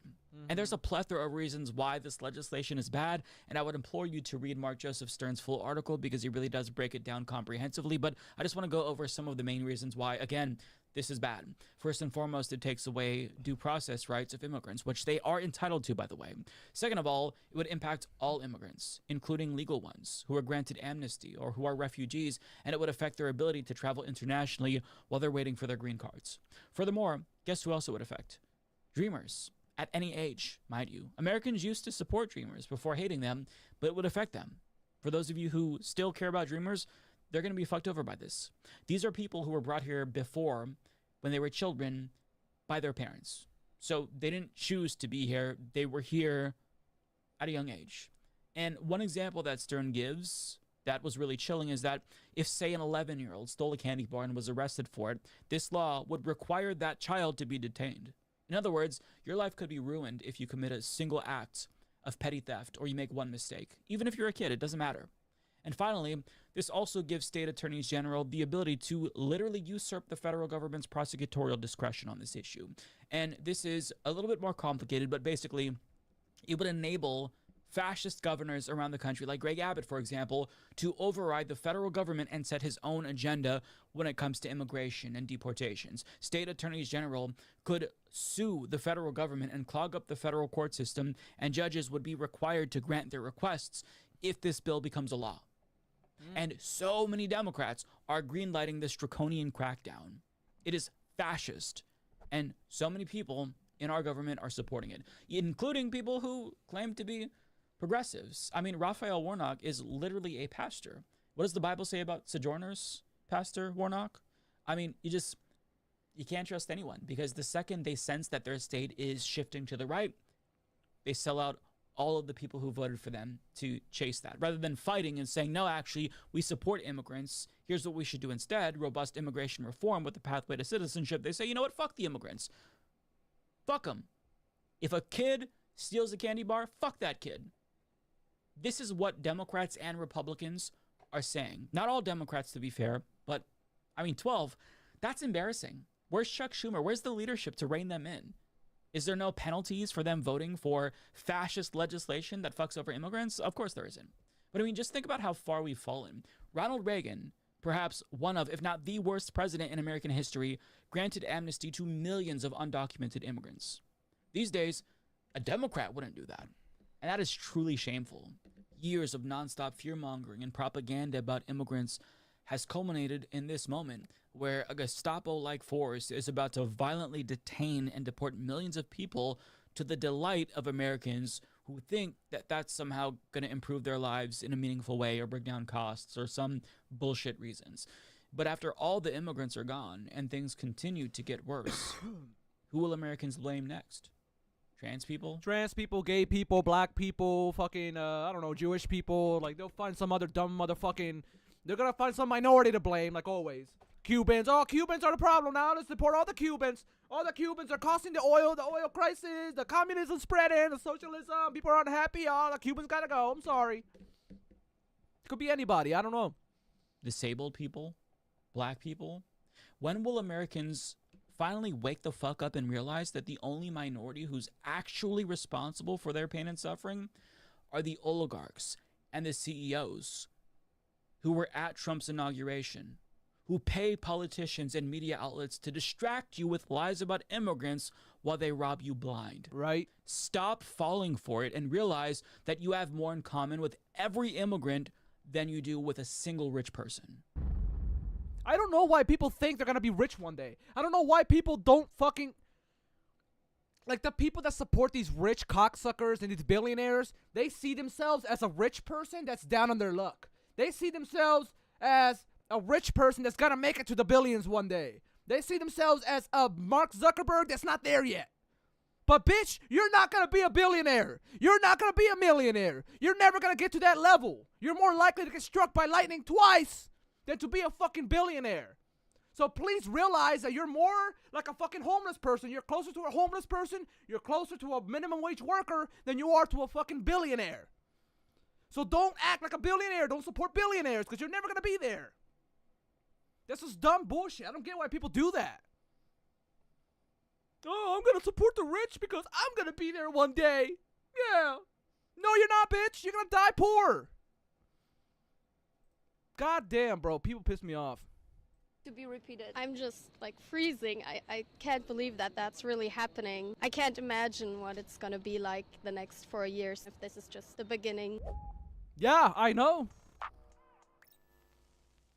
You just heard from two Germans in Berlin who were shown the video of Elon Musk sig-heiling behind a presidential podium, and as you saw, their reactions were very telling. See, in America, there's this manufactured debate about whether or not it was really a Nazi salute, but it's not debatable to people in Germany. They see what's happening in the United States, and they are encouraging us to pull our heads out of our asses if it's not already too late.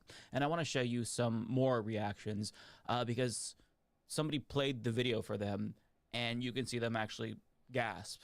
They're shocked that this is happening in the United States, and they explain why they're so shocked. He would be doing this in Germany. He would be arrested on the spot. I know some people might come with the excuse that he is autistic, and as someone who is autistic myself, this is not an excuse. I would never do this gesture. We had this, and we don't need this, and now we have to do some things that this won't escalate. That's what I'm trying to do. I'm trying to warn people. I'm trying to tell people, guys, we're heading down a wrong fucking path in this country. We're heading towards literal fascism, some Nazi Germany type shit. It's not going to happen like the next year or in 4 years, but it could happen in 8 years. It could happen in 10 years. We got to change the path our country's heading down. This is some fascist, evil shit. Trust me. Socialism's way better than the shit that we're about to see right now. Trust me. Democratic socialism, social democracies, anything like that. A government style like Europe, like Australia, anything like that. But it doesn't have to be far-right fascist shit. It doesn't have to be like this, dude. I don't really follow up on the internal things that's going on in the US, but let me say it like this, I'm not surprised. You and me both, brother. But to be clear, you know, these random people on the street in Germany aren't the only ones sounding the alarm. In the German newspaper Die Zeit, one of the headlines translates to, "A Hitler salute is a Hitler salute is a Hitler salute." And I think it speaks for itself. Now, I want to read you a little bit from that article. So Lenz Jacobson argues, the gesture speaks for itself. It's documented on video. Those who want to see something else in it, who don't want to see a Hitler salute, do so at their own risk. And what he said there is incredibly important. Because in America, even some liberals are saying, actually, I think that he was just doing it because he's awkward. And that's why I said, scratch a liberal. And a fascist bleeds. Also, I've seen people say that it was because he's autistic, which is extremely offensive to autistic people who don't Sig Heil accidentally. I mean, who does that? Who says that? So it's weird that we're still playing this game when the fascists are in power. Like, I understand playing this game during an election because you don't want to ruffle any feathers, but Trump is in office right now, and we're still pretending like it's not what it looks like. Now, when it comes to Germans, so Germany's ambassador to the United States, he also shared some warnings about Trump in private. And what he says, I think, should be chilling to every single person. So this was a private document obtained by Reuters. And he basically is concerned that Trump is laying the groundwork right now to become an actual dictator. Reuters reports, quote, the briefing document... I would not be surprised if he is a dictator. ...dated January 14th and signed by Ambassador Andreas Michaelis, describes Donald Trump's agenda for his second White House term as one of maximum disruption that will bring about a redefinition of the constitutional order, maximum concentration of power with the president at the expense of Congress and the federal state. But if you think about it, we got to worry about the maximum left. The maximum left. Live from the Polymarket studio in LA. We gotta worry about the max left, guys. The max left, we're very scary out here. Us max leftists, you know? Max lefting our way through life. Bullshit, dude. Bullshit. Let me reset my camera because it's fucking lagging out of nowhere.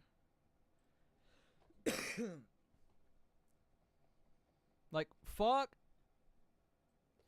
What was I gonna say? I forgot what I was gonna say. Oh yeah, fuck TYT, bro. Fuck Cenk Uygur, sellout, fascist collaborator, sellout, piece of shit. I hope he eats a meteor. I hope a meteor falls right on him or something. I don't know. Just do it again, because the max left is the real issue. We're a real issue. We call people fascists and Nazis. Oh, for no reason. Oh. Live from the Polymarket studio in LA. States.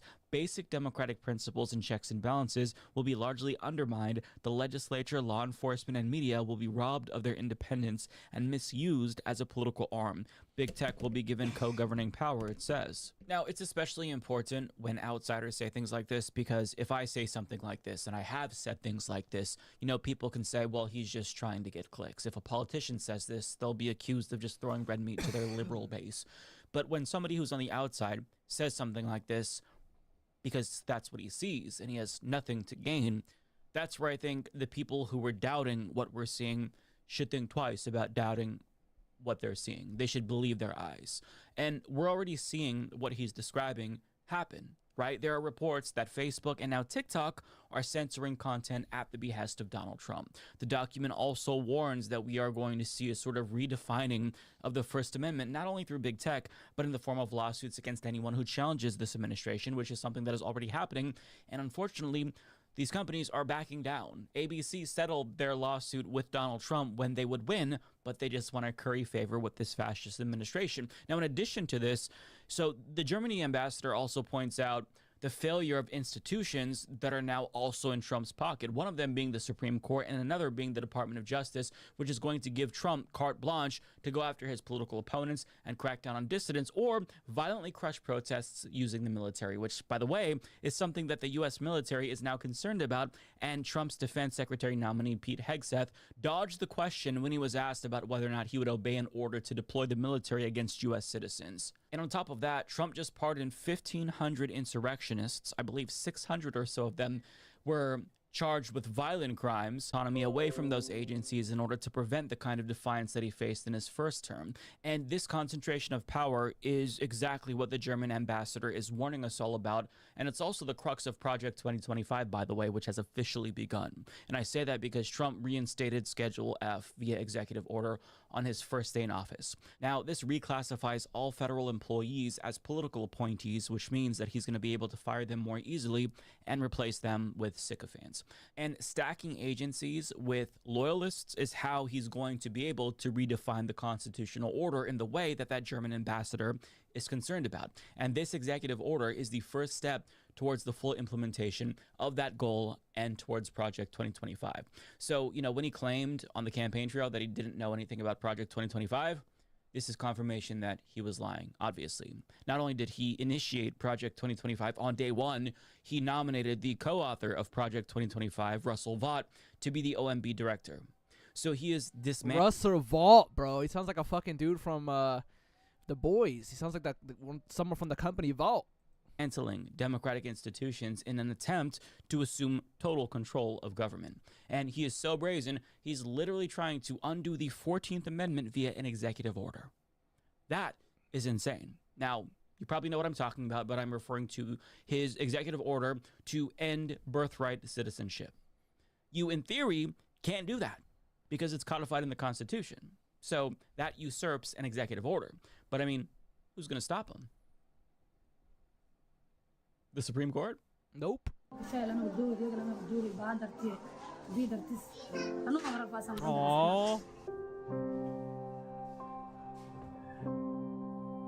God, that sucks. Just to demonstrate how absurd this is, because I think we give Trump a pass just because we're fatigued with all the bullshit that he throws at us. But imagine a Democrat won the presidency and then they tried to overturn the Second Amendment with an executive order. Do you think that Republicans would tolerate that? Hell no. They would be screaming at the top of their lungs about how this president is a dictator. But since Trump is doing it, it's A-okay.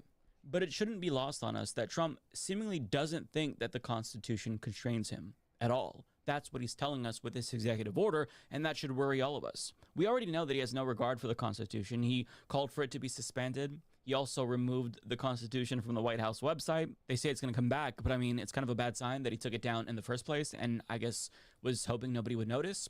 But I mean, nothing can stop him. Even the 22nd Amendment, which limits presidents to 2 terms. I mean, think about it. The Supreme Court has the authority to interpret the Constitution in any way they want.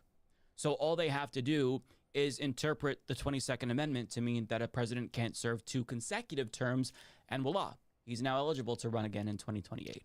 The real question is, how far does Trump want to take all of this? Because unfortunately, it's all up to him, and we have no say in the matter. Neither Democrats nor Republicans are going to be able to stop him, and Republicans don't want to resist him. And even if Republicans do feel like he's usurping his power, they know resistance is futile. And I want to show you what I mean by that. So on day one, Trump signed an executive order designating Mexican cartels as terrorist organizations, which gives him the authority to literally invade Mexico. That's a big deal. Now, a Trump-supporting congressman talked about how excited he was about the prospect of invading Mexico, and even one Fox News host, one of their most conservative hosts, was genuinely stunned by what he was hearing. So pay close attention to Stuart Varney's face. And I think not only, should we label them as terrorists, we need to go after them and destroy them. They've been killing tens of thousands of Americans every single year. And so, I'm really glad that they're a terrorist, been designated as a terrorist by the Trump administration. Now let's go after them and wipe them off the face of the earth. What do you mean by that? Let's go after them, attack them inside Mexico. Is that what you're saying? Oh, yeah, that's what I'm saying. Look, I would give Mexico 2 weeks to do the job, and if they can't do the job, then we've got to do the job. We need to go get them, and we need to wipe them off the face of the earth. I wonder if America is ready for that kind of, I'm going to call it radical change. Well, listen, we went to war for 15 years when Al-Qaeda killed 3,000 Americans. We should send this stupid old fuck into the war. Let him go get shot. Send this old fuck into the war first. Send this. He could be our first soldier. He could be our scout. Scout ahead, buddy. Go ahead, you old fuck. Mexican cartels are killing hundreds times more than that. So that's where we're at. And Stuart Varney didn't even bother to push back that much because why bother? It doesn't matter. Trump is in his final form. He's leveled up to 99. His character is capped, and he's about to unleash a giant Kamehameha wave on the entire country, and there's nothing any of us can do to stop it. It's his world, and we're all just living in it. Mass deportations are set to begin next week, starting in Chicago. He's deploying 1,500 U.S. troops to the southern border, and we're already getting the sense that he thinks the solution to... Am I still streaming? Hello. We still here? Yes, we're still here.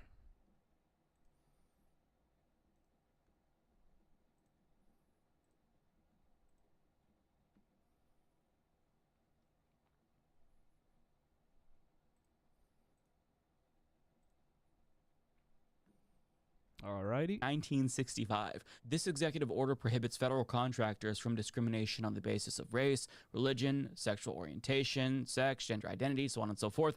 And Trump did this under the pretense of killing DEI, but in actuality, it opens the door to discrimination. In fact, GOP operative Christopher Rufo tweeted that cabinet teams are making lists of, quote, DEI employees who will be shortly getting pink slipped, but as Evan points out here, who shared this screenshot, they're just going to fire people for not being cis or straight or white. And I say this because Trump already shut down governmental DEI programs, and all of those people have already been gone. They're on hold, right, at a minimum. So the remaining people who are there that they deem as DEI aren't technically part of any existing DEI programs because Trump got rid of those. So what that means is that they're obviously now using DEI as a synonym for the remaining minorities. So discrimination is back in a big way. And the silver lining is that we still have the Civil Rights Act for now, assuming the Supreme Court doesn't accept a challenge to that too and overturn it. But at least we still have that. But this is going to open the door to discrimination that we created remedies for during the civil rights era. I mean, let that sink in. But I mean, the Supreme Court already greenlit discrimination in the private discriminated against. But just, again, stop for a moment and try to The fuck is going on? Can you FBI motherfuckers or CIA stop tapping into my internet or whatever the fuck's going on? Jesus Christ. Thank you. Comprehend how bad this is. He's dismantling protections for people of color put in place during the civil rights era. This was not controversial until recently. I mean, it was controversial after it passed, but I mean, a lot of society had come to realize that these protections were good. They were seen as achievements. But now Trump's trying to do away with them. Okay, check this out. This chocolate literally fragments fat cells into tiny pieces and flushes them out of your body so quickly.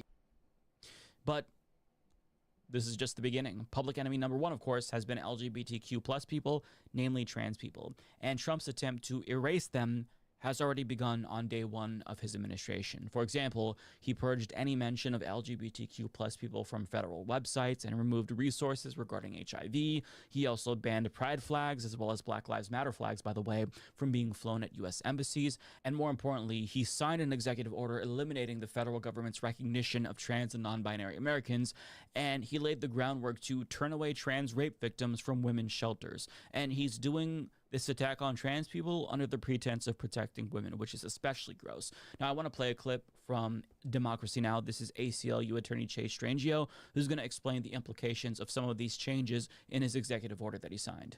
Yeah, so there are many, many instructions in this one executive order, including this directive to HUD to issue proposed regulations to, in essence, exclude trans people from various forms of shelter system under the auspices that a trans person is an inherent threat to non-transgender women. Obviously, that just enhances the risk that transgender people face in society if we are deemed as a threat to others simply by existing. And the order also includes directions to, for example, the Secretary of State and Department of Homeland Security to possibly revoke the passports of transgender people because those passports do not reflect this quote-unquote biological reality that sex is only binary at the time of conception. Let me ask you about the executive order also requiring all government-issued identification documents, including passports, visas, and global entry cards, to be biological classification as either male or female. The significance of this, Chase? I mean, it's hugely significant. Already last night, we saw from the Department of State's website the possibility to update your gender marker on passports has already come down. We know that people rely on accurate identification to move freely through the country and around the world. This will put trans people at risk of violence. It means every time you have an encounter with the government, the likelihood that you will be outed is significantly increased, and then with that outing comes the risk of discrimination, harassment, and potentially violence. So trans people are bracing themselves for a lot of negative outcomes here, not just symbolic, but really material ones. People are scared, and rightfully so. In fact, the Trevor Project reported a 33% spike in calls to their crisis hotline for LGBTQ+ youth on the day of the inauguration. And just in case you were curious, calls jumped by 700% the day after the election. So, as you can see, people are definitely worried. Trump's second term isn't just affecting them politically, it's affecting them personally in a profound way, especially LGBTQ+ youth who are the most vulnerable. But there is two small things that the rest of us can do to help. First, we can all just be an ear to a trans person, whether it's online or in person. Reaffirm them, listen to them, let them know that you care about them. Second, do your best materially to assist them through mutual aid if it's needed, or signal boost their mutual aid requests. Trans people are going to be the most protected in blue states, and a lot of trans people in red states right now are trying to relocate. So if you have a bedroom to spare for a trans person to help them start a new life in a blue state, or if you have a couple of bucks to spare for the GoFundMe of a trans person trying to relocate, I would encourage you to consider sending a couple of bucks their way. Now, I have two trans friends myself currently trying to get out of Texas. One of them is Mari, who I've known for around 8 years. She's an amazing human being who has had an ongoing GoFundMe for more than 6 years for gender-affirming healthcare, but she's since had to shift the focus of that to fundraising for relocation to a blue state. Now, the second one that I want to show you is from Ash. I actually shared a different fundraiser for her before when she was trying to get out of Florida around the time that they banned gender-affirming healthcare for adults. She unfortunately went to Texas. That was the only place that she could go, just temporarily, but now she's looking for a long-term solution, and she's trying to relocate to a blue state permanently. I'll link to both of those down below. Also, if you know a trans person with a GoFundMe, or if you're a trans person with a GoFundMe yourself, please link to it down below in the comment section. I don't know for sure if you'll be able to post the link itself. YouTube might block that, but at least share your name and let us know how to search for it online. But just understand, you know, even if you're lucky enough to get out of a red state, this is very difficult, right? Mari has to leave behind her parents. Ash has moved multiple times now just to be able to live. We're talking about American refugees from red states. That's how bleak it is. American refugees. But to be clear, this attack on queer people, it started even before Trump took office. Ohio Republicans, for example, are reportedly looking to challenge overwhelming. And that's kind of what Trump wants to do. It's you know, a blast so that way you miss some of these things. So you'll all have to do your due diligence. I'm trying my very best, but prepare yourself mentally for what's to come and know that you don't have to experience it alone. It's going to be a fucked up time, but others feel the same way, and they're also in the same predicament. So I would encourage you all to reach out to one another, talk to each other, and understand that everyone in some way is going to be negatively affected by Trump's second term.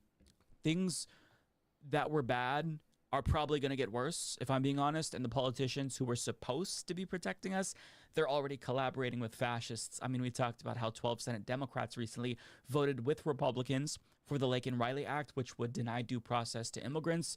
And then there was 30 or 40 some odd House Democrats that voted for it as well. John Fetterman took to Twitter to celebrate Trump's decision. Fuck you, John Fetterman. Jesus Christ, I can't believe this guy's in my fucking state. I can't believe this guy's my fucking senator. Go fuck yourself, you fucking Zionist supporting stooge. You big bald baby. You look like a fucking baby, bro, with your fucking shorts and your hoodie.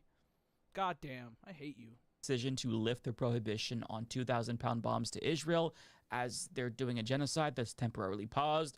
This is startling because that was a bridge too far even for Biden, but nonetheless, we have a Democrat supporting what will inevitably be a U.S. president's complicity with war crimes. I mean, opposition to Trump has completely collapsed, aside from the occasional denunciation or finger-wagging from Hakeem Jeffries or Chuck Schumer. So it's more important now than ever to rely on each other for support. And if you're not part of a marginalized community, understand that you're targeted to in some way. Even if you voted for Donald Trump, you will not be protected from his wrath. And I need you to understand that there are so many things that he's doing now that will affect us down the line in the way that Reagan did, that we're not going to understand the full consequences of his actions until decades later, perhaps. He did withdraw from the Paris Climate Accord again, and that's probably not going to be great for climate change. Not that we were making much progress, not that that was sufficient, but like any little step we can do to mitigate it, that's kind of important now, given how bad it's gotten. He also rescinded a Biden-era executive order that would potentially lower the cost of prescription drugs. This doesn't refer to the insulin cap, by the way, but nonetheless, it's a small thing that he did that he didn't have to do just to fuck people over. He also withdrew from the World Health Organization, and he's reportedly ordered a communication blackout at federal health agencies. According to Unusual Whales, they're saying that this is what the WAPO is reporting. So let's all cross our fingers and hope that we don't have a public health emergency or another pandemic during these next couple of years, because if that happens, we are all up shit creek without a paddle. So now is the time to come together and have real class solidarity, because all of us will be negatively affected by this administration in some way, shape, or form. And even though there's little we can do about it, there are things that we can do to survive, right? We can reach out to each other. We can have each other's back. If we see ICE, we don't tell them about our immigrant neighbor. You can warn your immigrant neighbors that they're there. If you see a request for mutual aid, at a minimum, try to share that. And if somebody needs an ear or a shoulder to cry on, you can be that person. Like, these little gestures aren't gonna change the outcome. It's not gonna amount to that much, but it's a little thing that you can do to make surviving just a little bit easier for everyone else. Do yourself a favor. Thank you, Mike, from the Humanist Report. We love you, buddy. Subscribe, like to Mike Figueiredo. This news is terrible, dude. All this news is terrible. Let's take a little break. Let's do a little fun break. Let's have some fun, huh? Let's watch Remix Bros. They made a new song about the election. We run periodically starter kit promotions that a lot of... Hey! Hey! Hey! Hey! Hey! Hey! Hey! Hey! The golden age of America begins right now. We will not fail. I will very simply put America first. We will not fail. Hey. January 20th, 2025 is Liberation Day, and we will not fail. America will reclaim its rightful place as the greatest, most powerful, most respected nation on earth, inspiring the awe and admiration of the entire world. I will put America first. A short time from now, we are going to be changing the name of the Gulf of Mexico to the Gulf of America. Ambition is the lifeblood of a great nation. And right the most dumb fucking president in the whole fucking world. We literally live in the movie Idiocracy at this point. I'm sorry. Now our nation is more ambitious than any other nation. We will be a rich nation again. I will fight for you, and I will win for you. And nothing will stand in our way because we are Americans. The future is ours, and our golden age has just begun. The golden age of America begins right now. We will not fail. I will very simply put America first. We will not fail. January 20th, 20. We will definitely fucking fail, guys. 25 is Liberation Day, and we will not fail. This is like the end of Rome. The Roman Empire is about to collapse. America's about to collapse. Let me tell you, I'm gonna work my ass off for you guys.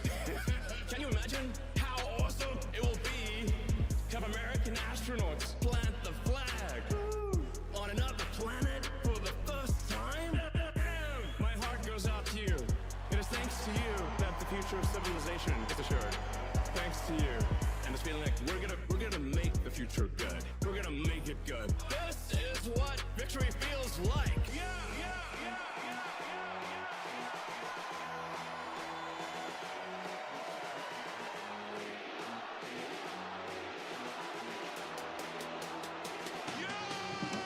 The golden age of America begins right now. We will not fail. I will very simply put America first. We will not fail. January 20th, 2025 is Liberation Day, and we will not fail. Did everybody hear my speech? Did you like my speech? It's very simple. We're going to make our country great. We're going to make our country great again. We're going to make America great again. How good a name is MAGA, though, right? I was going to say keep America great, but unfortunately it wasn't great. Can't say keep it great. It will be great again, but CAG, keep America great, CAG. I don't think it's ever going to replace MAGA. Does anybody like CAG? I don't think so. Never replacing MAGA. Nothing will ever replace MAGA. MAGA was the most successful political operation, political movement in the history of our country, maybe in the history of the world. The golden age of America begins right now. We will not fail. I will very simply put America first. We will not fail. January 20th, 2025 is Liberation Day, and we will not fail. Fuck. Thank you, Remix Bros. Subscribe to Remix Bros! God damn, make America gilded again. We're literally living in the gilded ages again. Boy, we've been doing a weekly show focusing on tech news for the better part of a decade. And during that time, tech has increasingly intersected with politics to the point where it's now basically impossible to discuss anything happening in the world of big tech without also discussing politics and vice versa. And that connection has become even more inextricable under the new Trump administration, with all of America's tech oligarchs falling in line behind the president's agenda in ways previously unseen. And one of them, the one who bankrolled Trump's campaign and now has tremendous oversight over the government, doing a Nazi salute multiple times at an inauguration rally. So all that's to say, we've got a very politics-heavy episode of our tech show for you today. Yeah. Don't say we didn't warn you. I guess a good place to start with is the very thematically on-the-nose news that the U.S. Constitution currently, it's under a Error 404 message. Could not be found. Uh-oh. Previously, WhiteHouse.gov's About the White House page contained 4 sections: Presidents, First Families, the Grounds, and Our Government. And that last one led you to a bunch of pages explaining the various branches of government as well as the Constitution. And the Constitution page not only listed out and explained each of the amendments, but also provided a basic explanation of how and why our Constitution came to be. That page's URL currently returns an Error 404, and the new About the White House page contains information on just the White House, Air Force One, and Camp David. That's all people want to know about. Yes, I am. Don't get everyone confused by telling them about like how our government works or, you know, the basic fundamental rights that everyone has in this country. Show them what you get to have when you make it to the top. Yeah, show them the sweet digs, the sick plane. Well, kind of weird considering how much Trump and his supporters claim to love the Constitution. You'd think they'd want it on Fucking liars! They're hypocrites, dude. Don't believe anything they say. full display. But we have some sneaking suspicions that Trump might secretly not love the Constitution. Yeah. And one indication that that's the case is his executive order abolishing birthright citizenship, which is directly at odds with the very first sentence of the 14th Amendment. And it's nice to see that at a time when so many are bending the knee, Attorneys general for nearly half the states in the country immediately sued to stop this unconstitutional madness. So, quick shout out to New Jersey, Massachusetts, California, New York, Connecticut, Rhode Island, Michigan, Colorado, Delaware, Nevada, Hawaii, Maryland, Maine, Minnesota, New Mexico, Vermont, Wisconsin, and North Carolina, plus Washington, D.C. Also, special shout out to the ACLU. Seems like at any other point, this case would just be an easy layup of a case because it's right there in the Constitution. But I guess we'll see how this shit plays out, because things are happening a little different this time. Yeah, but speaking of executive orders, many of them were related to tech, or in the case of Doge, they were about putting a tech billionaire in charge of government oversight. And ever since the Department of Government Efficiency was announced, the big question has been how the hell something like that would actually work, especially with Musk not technically holding a cabinet-level position. And it turns out Doge isn't even a new department or even a new entity. It's literally just a rebrand of the existing U.S. digital service that was created under Obama, with the USDS abbreviation now standing for U.S. Doge Service. Yes, that's an abbreviation within an abbreviation. Hell yeah. Very efficient, of course. Very efficient. Efficiency is the #1 goal. We got abbreviations contained within abbreviations. That's right. Down here at Doge. Now, as for what this means for how Doge will work, here's Business Insider. Experts said bringing Doge inside the federal government could avoid legal headaches. Minutes after Trump became president, Doge was hit with 3 lawsuits. But it also raises new issues. Doge is now subject to new transparency and ethical rules, particularly around public information laws. Being a part of the government also means Musk can't use his private fortune to fund Doge's operations, though one expert told BI that there would likely be easy ways for Musk to get around those limits. Yeah, no shit. Doge's mission, per the executive order, is now to implement the president's Doge agenda by modernizing federal technology and software to maximize governmental efficiency and productivity. Meanwhile, Trump's Office of Personnel Management is making moves reminiscent of Doge's initial goals, asking federal agencies to put together lists of workers they could easily fire. Cool. And a lot of those workers did get fired at 5 p.m. today if they had anything to do with any perceived DEI initiatives. Yeah, basically, if they're not white, clearly they weren't qualified for the job. So get them out of there. So cool. And since we're on the topic of Elon, we might as well get the rest of it out of the way. And thankfully, it is not much, and it is relatively boring compared with his multiple Hitler salutes that we already covered this week, which is, again, it has been fascinating, infuriating. He's just stimming. But he's stimming. The it's past autism. 24 Everyone with autism does a Seagull all day long. The past 36 hours or so has been a very the fact that people say that autism causes fascist shit. Get the fuck out of here, you dumb asshole. Like, what? You're just making fun of. You're just talking shit about autistic people at this point. They don't all do that. Like, he is a Nazi. Stop. Window into the future of, actually that didn't happen, and if it did, it's fine. What you think you saw, you're wrong. Yeah. Now, for starters, that Hitler salute seems to have been the last straw for a lot of people. And the reaction across a lot of big subreddits has been to finally cut the cord and ban links to tweets. Good job, everyone. Which is good just from a user experience point of view, because opening up external links to Twitter, especially if you don't have the app, it just sucks.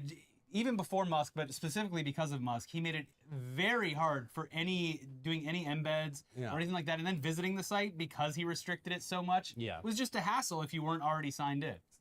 But anyways, here's 404 Media with all the news on that. Hundreds of subreddits are considering banning all links to X.com in response to Elon Musk's salute at a Donald Trump inauguration rally that was celebrated by Nazis as being a Nazi salute. I like the way they put it. They framed it correctly. Yeah. Doesn't matter what it was. The Nazis sure liked it. Yeah, even Nick Fuentes is telling everyone to do the "My Heart Goes Out to You" salute now. Their reporting continues. The moderators of dozens of those subreddits have said that they have decided they will ban all links to X.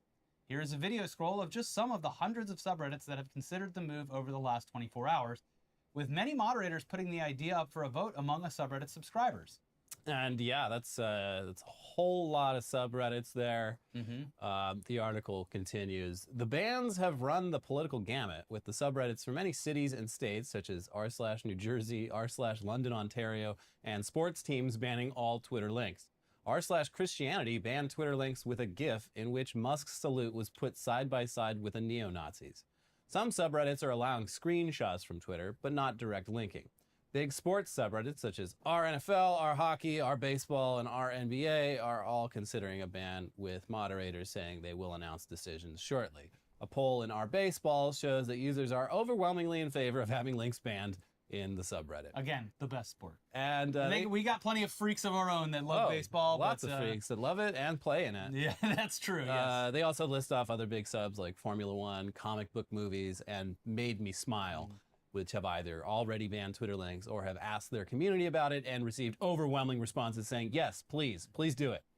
Now, it's unclear how much of a dent, if anything, this will make in Twitter's traffic, but what's clear is more and more people see using Twitter as an endorsement of Elon Musk and his politics, and aren't going to use it if they don't have to. No, it's an endorsement of him. Yeah. So don't use it. Blue Sky's working just fine. They actually added a video feed. They did. It's not great. Yeah. Needs some content, that's for sure. It is literally just kind of dead. They TikTokified just... Yeah, jump on Blue Sky, everybody. Get on Blue Sky, leave fucking X.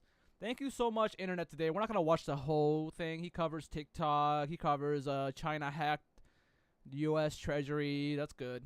Get fucked, U.S. Treasury. Meta forcing you to follow Trump. What? Tariffs. We can do the tariffs one. Let's do the tariffs one. Anyway. But in other Trump news, he still hasn't formally announced those tariffs that he says will fix our economy, but he says they're coming soon. And as of right now, the plan is for a, 25% tariff on goods from Canada and Mexico, and a 10% tariff on goods from China, which is an interesting distinction that we wish he would explain. Especially because we get a whole hell of a lot of stuff from Canada that's vital to our farming. Vital to a lot of things. It's going to make the price of lumber go insanely high, and the Mexico tariffs are going to make the price of just vegetables go extremely high. Yeah, the Canada stuff too, though, because you got to have certain things to grow items, and it's going to be a lot harder. I just don't think the prices are going to be able to go down with these tariffs. Yeah. Sphagnum moss, which is so you can't use peat moss anymore because it's bad. Okay. It's great for growing seeds. Yeah. It's the best thing for it. But over hundreds of years, we've ravaged the Scottish countryside, and it's an ecological disaster. But turns out up in Canada, they've got their own peat moss called sphagnum, which does the exact same thing, and it'll take like 1,000 years to get even close to getting rid of it, and it's cheap. Oops, my bad. And it's great as a growing medium, and it's about to get so fucking expensive. Yeah. So gardeners, get it while you can, I guess, or switch to coconut coir. There you go. Mr. Green Thumb over here. Mr. Green Thumb. It's almost like Trump knows how financially dependent the U.S. is on Chinese goods and how disastrous this will be for consumers and businesses and his businesses. Yeah, because why 10% for China and 25% for our literal fucking neighbors? I mean, I get that he's mad at Canada and Mexico, but again, it all seems like pretty petty stuff compared to China, our fucking mortal enemy. We're going to give them a better deal than Canada and Mexico? Okay. But, yeah, whether it's 10% or 25%, it's still going to be bad because, as every economist has pointed out, it will likely just result in the tariff cost being passed on to the consumer, making things cost more for you. Now, a big reason average people were unhappy with Biden was the rising cost of goods, and it sounds like these tariffs will just make that even worse. Everything will get more expensive except for eggs. Checkmate. Eggs will be 5 cents. They're going to be a nickel, just like the old days. Everything else will be twice the amount of money. It'll be cripplingly expensive. But eggs, you're going to be rotten with eggs. Well, all I eat is processed food, so I don't care. Yeah. Yeah.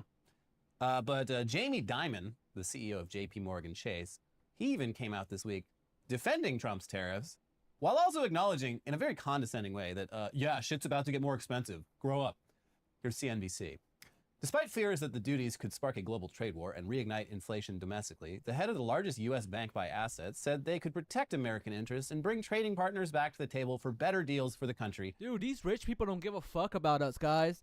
If things get more expensive, they're going to say, oh, deal with it, you bitch. Deal with it. Pick yourself up by your bootstraps, you fucking peasant. They're not going to care. If used correctly. If it's a little inflationary, but it's good for national security, so be it. I mean, get over it, Diamond told CNBC's Andrew Ross Sorkin during an interview at the World Economic Forum in Davos, Switzerland. National security trumps a little bit more inflation. So they're just, yeah. Listen, I know we said we were going to make things cheaper, but actually they're going to be more expensive, and you just got to deal with it. Suck it up. Anyway, once these tariffs kick in, don't expect anyone to have a moment of realization or anything. It's just going to be Joe Biden's economy spilling over into a different presidential term. What can you do? Trump's doing all he can to stop it with the tariffs. Maybe he should do more tariffs and fix Biden's mess. Anyways, in other news, among Trump's many pardons, which included many violent militia members, he also pardoned Ross Ulbricht, a guy we haven't covered for a full decade since our earliest days making videos. He ran the dark web marketplace Silk Road, where people spent Bitcoin on all sorts of illegal things, mostly drugs. And it was the one and only use case for Bitcoin as an asset. To this day, they still haven't found a second use for Bitcoin. He spent nearly the last 10 years in prison on a life sentence for a variety of charges, including money laundering, hacking, running a criminal enterprise, and narcotics conspiracy. If you're wondering why Trump would pardon a guy like that, well, it's simple. The crypto weirdos who bankrolled his campaign asked him to. They just said, do it. Yeah. And listen, to be fair, a decade in prison for what Ulbricht was charged for seems mostly fair. Like, life in prison, it's a bit excessive. That's a lot. I generally very, very apt in a lot of cases, but I generally think most prison sentences in this country are way too long, and 10 years is a long time. Like, losing 10 years of your life, I mean, that's a very severe punishment and shouldn't be. He was clearly minimized. made an example of because it was the largest and most popular dark web marketplace. Yeah, I mean, it was, and he did commit crimes. I want to be clear about that. Yes. He did. However, on multiple occasions, try to hire contract killers on Silk Road that turned out to likely just have been people directly ask him to. Yeah, that's really all there is to this. He literally thanked like the Libertarian Party. He was like, yeah, they asked me to free this guy, and they were very nice to me. This is not a character. I mean, we saw this too with all the January 6th people. Like, I mean, if you look at just like on paper what these people are charged with, they would never be on a list of pardons, short or long, if not for the fact that Trump's supporters really want him to do it. And they were his supporters. Yeah. Yeah. Anyway, final dumb politics story of today before we let you go. Republican Representative Dan Crenshaw of Texas, the one with the eye patch, opened up his Apple Maps app on Tuesday and got very upset when he zoomed out and saw that the Gulf of Mexico is still labeled as the Gulf of Mexico in the app. Clearly. Well, deal with that, you dumb loser. He had to. He did one auga. Does my eye deceive me? It went auga. So clearly this is a big tech conspiracy to undermine the agenda of our new president.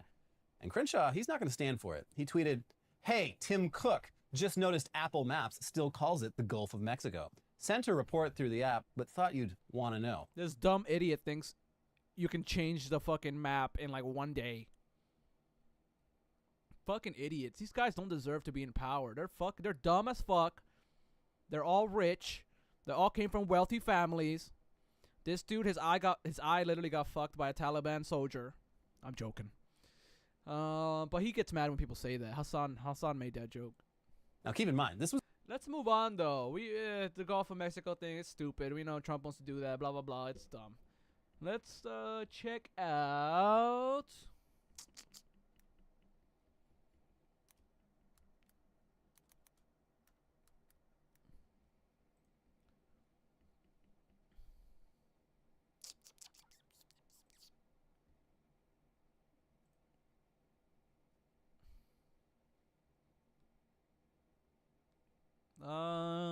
God is dead.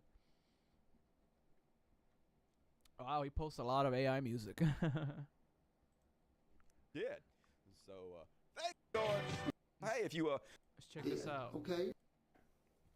They went public to claim that he actually did have his hand on the Bible. To gaslight us, folks. Maybe he didn't, but she did, and they are one person, so that counts. That's the same exact shit. Don't believe me? Watch this crazy shit from MAGA Pastor Shane Vaughn. Melania had that Bible in her hands, okay? Before Melania could get there with the Bible, Justice Roberts had already started the oath. When she got up there, she, who happens to be him, because they are one, she was holding her hand on the Bible. These two shall become one. So yes, he did. No, he didn't. His wife did. Okay. No, he didn't. He didn't hold the Bible. Trump doesn't give a shit about the Bible. He's not religious. He hates Christians. So no, he didn't. Okay, there you have it, folks. Who you gonna believe, him or your own lying eyes? It happened. The Christian right loving Donald Trump, and yet he didn't put his hand on the Bible. Curious. Now, like, honestly, I think he didn't do it on purpose. I've told you guys time and time again about the phenomenon of how narcissists love seeing what they can get away with. They love pushing people, rubbing their stinky dicks in people's faces to see if they'll still come back and worship them. And Donald Trump probably sitting around him, he's like, these fucking evangelicals, I know what? I'm not even going to put my hand on that Bible. I bet they will still worship me. I bet they will still kiss my dimply fucking orange ass. I bet it won't have any repercussions. And man, that'll just prove how awesome I am, how godlike I am. Yep, and they don't give a shit. They don't give a shit. So. And he had his hand on the Bible, so nothing to see here, folks. Just good God. It's so hilarious. But yes, as I point out continuously, Christians don't actually give a shit about anything. The fakest people in the history of mankind. And that, not to be outdone, his whole goddamn inauguration was just an inept circus, basically. First off, I had to edit this video. I literally spent my own time to download the entire 12-minute performance, and I edited this down to 2.5 minutes because I had to show it to you guys. It is so fucking amazing. So, at Donald Trump's inauguration, he brought in the big-name stars like Carrie Underwood and this man, Billy Ray Cyrus. No, not Silly Ray Cyrus. This is the real deal here. This is Miley Cyrus's dad. And let's just say his performance left a lot to be desired. Now, I want to point out before I play this, I did not edit this audio anyway. This is 100% what aired on PBS. Ladies and gentlemen, I give you Billy Ray Cyrus's inaugural performance for Donald Trump. Our next performer Get ready, y'all. This is beautiful. Time Grammy winner and has won nearly every award in every genre. I'm gonna take my horse to the old town road. I'm gonna ride till I can't no more. Gonna take my horse, old town road. I'm gonna take my horse to the old town road. I'm gonna. How is this real life, y'all? This is not a joke. It's not a parody. My horse to the old town It gets road. worse. I'm gonna. I can't no more. Y'all can put your hands together now like that. If you encourage them out, keep going. They told me to kill as much time as possible. So. Check. Hey, is my guitar still on? I think they cut me off. Is my guitar on? Somebody should have cut you off. I don't hear my At the guitar bar. anymore. Where's everybody at? Check. Yo, what the fuck, dude? Is anyone back there? Y'all want to sing more, or you want me to just get the hell off the stage? I don't give a damn. Get the hell off the stage, you loser. Yeah, it's very clear. He doesn't give a damn, folks. I'm on, but it ain't playing, man. I guess it's dead. Mm-hmm. You know what? Hell, Like your just career. snap your fingers. That's okay, bud. That's okay. You can tell the world you never was my girl. You can burn my clothes up when I'm gone. Come on, like this. Or you can tell your friend just what a fool I've been and laugh and joke about me on the phone. There you go. This can't be Billy Ray Cyrus. Or you can tell my arm, go back to the farm. Or you can tell my feet to hit the floor. Or you can tell my lips to tell my fingertips they won't be reaching out for you no more. Thank you. Good night. Good night, Billy Ray. And my dreams coming true. But those I got muted here, but anyway, then he bends down and I don't know what he's doing here. What I don't know if the he's really fuck? sad because of the song or he's collapsing on stage because he just humiliated himself in front of the world. No idea. But yeah, and then here he is afterwards looking like Rom Zombie, except my like on God. accident. So bad, horrible, but a perfect representation for the next 4 years of Donald Trump. Just a complete incompetent boomer mess. Holy shit. Seek help immediately, Silly Ray Cyrus.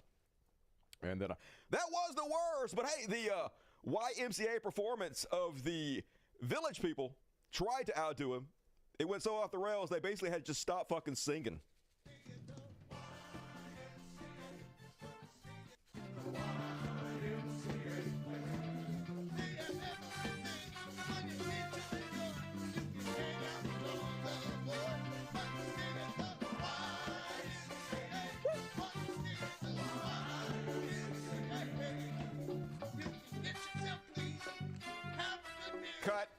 cut.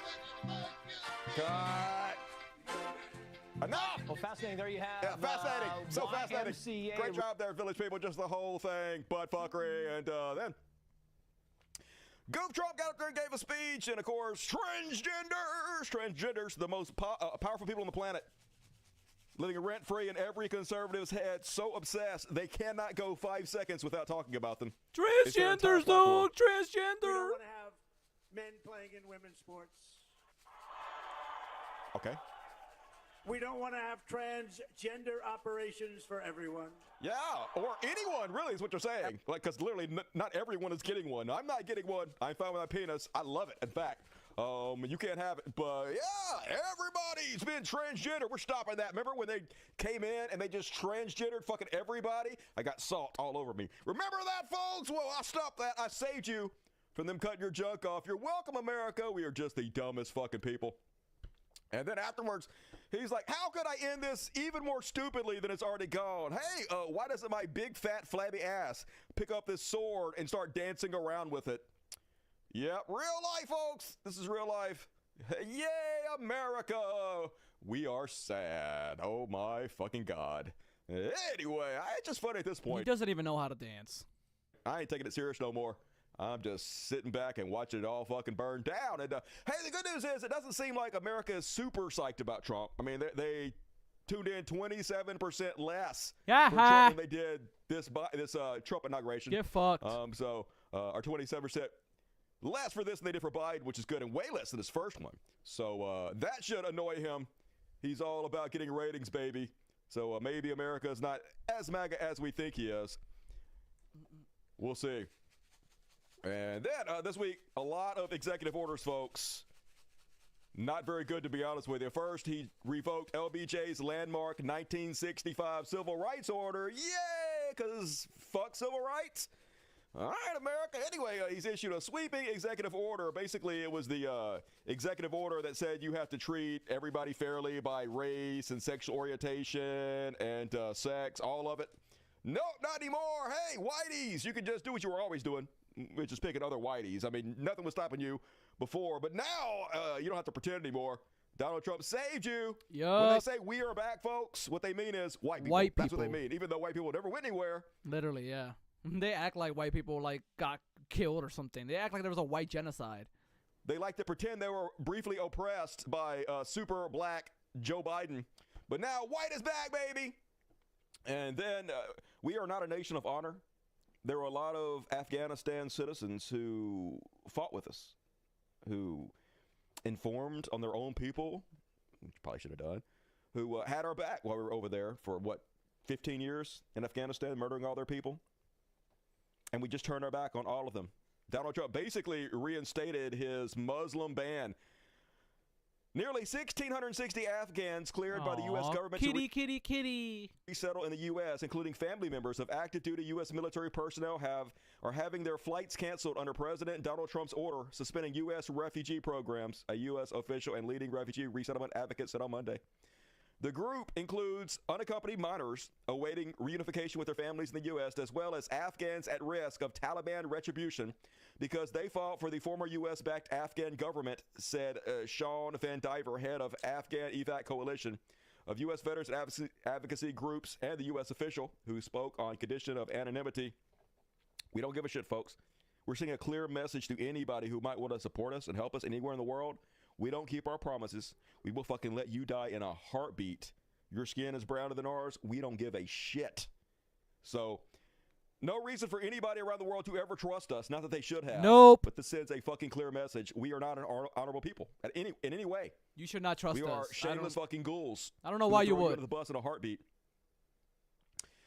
Then he rescinded Joe Biden's executive order that sought to lower prescription drug costs for Americans. Ha ha, America, you're so stupid. Oh my fucking good. If you can't afford your medication, then fucking die. You should work harder. You should be a good earner. And if you're too fucking poor to afford whatever the pharmaceutical companies want to charge you, then fucking die quick, you useless eater. That's what we voted for in this country. That's what America thinks about you. Learn to love it, America. You are a dollar sign for the rich. If you take $1 more than you put in the fucking system, die. Die fucking immediately. Then he withdrew from the World Health Organization, y'all. So he did the same shit the first time. He withdrew the pandemic response team right before COVID hit. The team that was put in place specifically to prepare us in case a pandemic hit. That was specifically supposed to be over in China to warn us ahead of time so we could be prepared. That was specifically designed to help keep it from happening. He immediately disbands the whole thing, says that we don't need it. Boom, million extra American deaths. So he can never admit that he's wrong, folks. He has to double, triple, quadruple down, no matter how many people have to fucking die. So they pulled us out of the World Health Organization, setting us up for whatever disaster comes next. They don't seem to give a shit, but it doesn't matter, folks, okay? Americans are too stupid to live. If we get hit from another pandemic and millions of people die, that's what you voted for, folks. Okay, if you didn't know that he did that the first time, that's because you're too stupid. You don't deserve to live. If you don't know by now, after all this time, too dumb to live. That's just evolution, okay? That's Darwinian. If you're too stupid to live, you fucking die. So that's us now, folks. Yep. We have decided to smoke a 6-pack a day, a 6-pack of cigarettes a day. Yep, after we found out we got lung cancer. Just go all fucking in on it. It's the worst possible thing the world and America needed at the worst possible fucking time.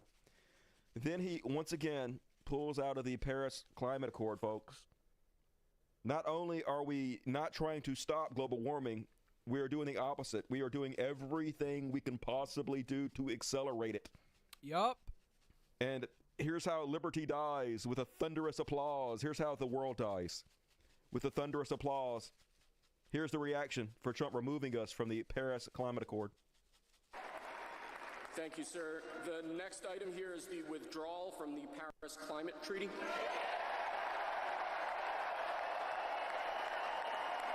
You stupid fucks, bro. I hope all of y'all burn alive one day.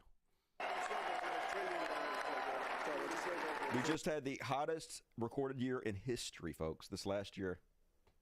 One of the warmest winters I can ever remember. It's been cold this last week, but the rest of it, incredibly fucking warm. The country is too stupid to live, and we're going to take the rest of the fucking world with us, apparently. Nobody's going to stop us. And America has just gifted China undisputed global domination and leadership in the 21st century green energy technology transition. So basically, to kill the Green New Deal, because he hates windmills and solar power so much.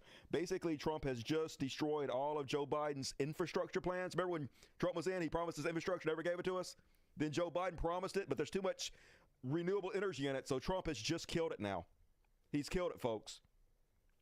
Hundreds of thousands of new jobs, progressing us into the future, ceded it to China, who will now have global dominance. The U.S. president has just used his first 24 hours to pull all U.S. government support for the green energy transition. He wants to ban any new wind energy projects and withdraw support for electric cars. His new energy policy refused to even mention solar panels, wind turbines, or battery storage, the world's fastest growing energy sources. Meanwhile, he wants to pour money into a dying and declining industry like gasoline-powered cars and expanding oil drilling. China was the global leader in 21st century energy before, but its future global dominance is now assured. There will be trillions of dollars to be made by supplying the planet with green energy infrastructure in the coming decades. Decarbonizing the planet and electrifying the global south with renewables will be the largest industrial project in human history. We're going to miss out on it all, folks, because we don't deserve it. We deserve to decay and die. Most civilizations, most empires don't last past 250 years. We are basically at our sell-by date. Bad milk, folks. Time to pour it out. Uh-oh. And then it's so stupid. So President Elon been trying to get more H-1B visas so he can replace his programmers with cheap Indian labor from India, right? Donald Trump used to be against it, but now he's all for it because President Elon said jump, and Donald Trump said, how high, master? You gave me $350 million. You got me elected. What do you need? So now Donald Trump is all about pushing to have immigrants brought in to replace us. But here's how stupid it is, folks. So first he claimed that he actually used H-1B visas to bring in high-skilled workers, but he actually didn't do that. What he did was he used a different kind of visa program to bring in low-skilled workers. like waiters and people that mow the grass and shit, because he didn't want to pay Americans a living wage to do that, just like he has all his clothing, all his everything made in China. He was doing the same with America, right? Because he's a fucking traitor to this country. They don't actually give a shit about anything except for money. They hate us, and they replace us in a fucking heartbeat. So now that it's already been reported, you actually didn't use H-1B visas to bring any high school workers in or something else. Now he's trying to claim he did use H-1B visas, but he had to bring in the highest skilled people he could possibly find because he couldn't find Americans who could do the work. And the work he's talking about, waiters and waitresses, folks. He's literally about to claim we need foreigners to come in and take our jobs because Americans are not qualified enough to be high-end waiters. Listen. Of course. Our country. And HB1, I know the program very well. I use the program. Maitre d's, wine, experts, even waiters, high-quality waiters. You got to get the best people. Now, then you go into people like Larry, and he got to get the best people, you stupid Americans. Not good enough to be waiters at Mar-a-Lago. I don't know, inherited probably. I'm guessing they got it from their granddad, but who knows? You don't really have to be that much of a genius to showing that Elon. I cannot wait to see it. Idiots losing money left and right. Also on the meme coin, obviously, this guy showing that he lost $700,000 in one day. Imagine being this fucking stupid. It's just fucking like losers. They have this uncontrollable urge to just give Donald Trump money. It's just the craziest shit I've ever fucking seen. I've never seen anything like it. But yeah, how do they have $700,000 to use? I don't know. Inherited probably. I'm guessing they got it from their granddad, but who knows? You don't really have to be that much of a genius to make a lot of money in the society, apparently. You just have to be like a scumbag. And then, as I told you in the last show, Trump pardoned almost every single one of the January 6th insurrectionists. You know, the terrorists who stormed the Capitol in order to try to stop the peaceful transfer of power to overturn American democracies and throw our votes away. You know those? Yeah, well, they're all pardoned to send a very clear message to us that they can literally do anything. They can literally attempt to overthrow the government, and they will get away with it. They will pardon themselves. They're doing this, of course, to dispirit us, which sort of working, to be honest with you. This is what they pardon, though, folks. Here's the back of the There's a stink bug in my room. People. They beat cops with American flags. They took their batons away from them. They beat them. They beat them with crutches. They took their own shields. They beat them. They crushed them against doors. Pardoned. All of them fucking pardoned. Pardon this guy. Camp Auschwitz. Remember, he was in Nancy Pelosi's office. Work brings freedom. Literal Nazis. Pardoned all of them, folks. Pardon this guy. Here he is on video beating a cop. There he is. Pulls the cop baton from him. Look, there he's got it. He holds it up. I got it. And then he turns around. He starts beating the cop with it. Yeah. Back to blue. Back to blue. Sending a very clear message. We're white. God We damn. can literally get away with beating cops. That's how powerful. Yeah, imagine if BLM did anything like that. Just imagine. We are, folks. And the dumbass pro-Trump police union was like, those convicted should serve their full sentences. You're turning your back on the blue. Fuck you, pig. Shut the fuck up, idiot. You voted for this. You supported it. You got him in fucking office. Shut the fuck up. Take that dick you voted for. Piece of fucking shit. Then they ask him, and of course he just dip, dodge, duck, dives. I don't know why they even bother to ask him questions, folks. He never really answers anything, but they're asking him, hey, are you committing the sentences of anyone who assaulted a police officer? Answer, yes, all of them. But here's his answer. Mr. President, are you commuting the sentences of anyone who assaulted a police officer on January 6th? Well, we're looking at 2 police officers, actually, that Washington police officers who went after an illegal, and things happened, and they ended up putting them in jail. Okay, that was not an answer. So instead of answering the questions, hey, I'm thinking about pardoning 2 cops who roughed up some guy, so it's okay that I'm pardoning violent cop assaulters because I'm also going to let some other violent cops who assaulted people go. So that balances out, baby. Nope, if they 2 things are not connected in any way. They got 5-year jail sentences. You know the case. I don't. But and we're looking at that in order to give them a. We got to give them a break. Literally had nothing to do with it. in your actions today for Well, anyone would be a who pardon. assaulted That would be a pardon. The one I'm talking about would be a pardon. Here you go, sir. This Should there be punishment for the people who assaulted law enforcement officers that day? Well, I will say this. They've been in jail for a long time already. Yeah, they've done enough time. It's okay Wow. to assault a cop as long as you do a little time in jail. Anything that you do for Trump is okay. If you kill somebody for Trump, that's okay. But you don't have to serve your full sentence. But also back to blue, just nothing they say matter, folks. The fakest people on goddamn earth. And then they ask him again, is it okay to assault a police officer?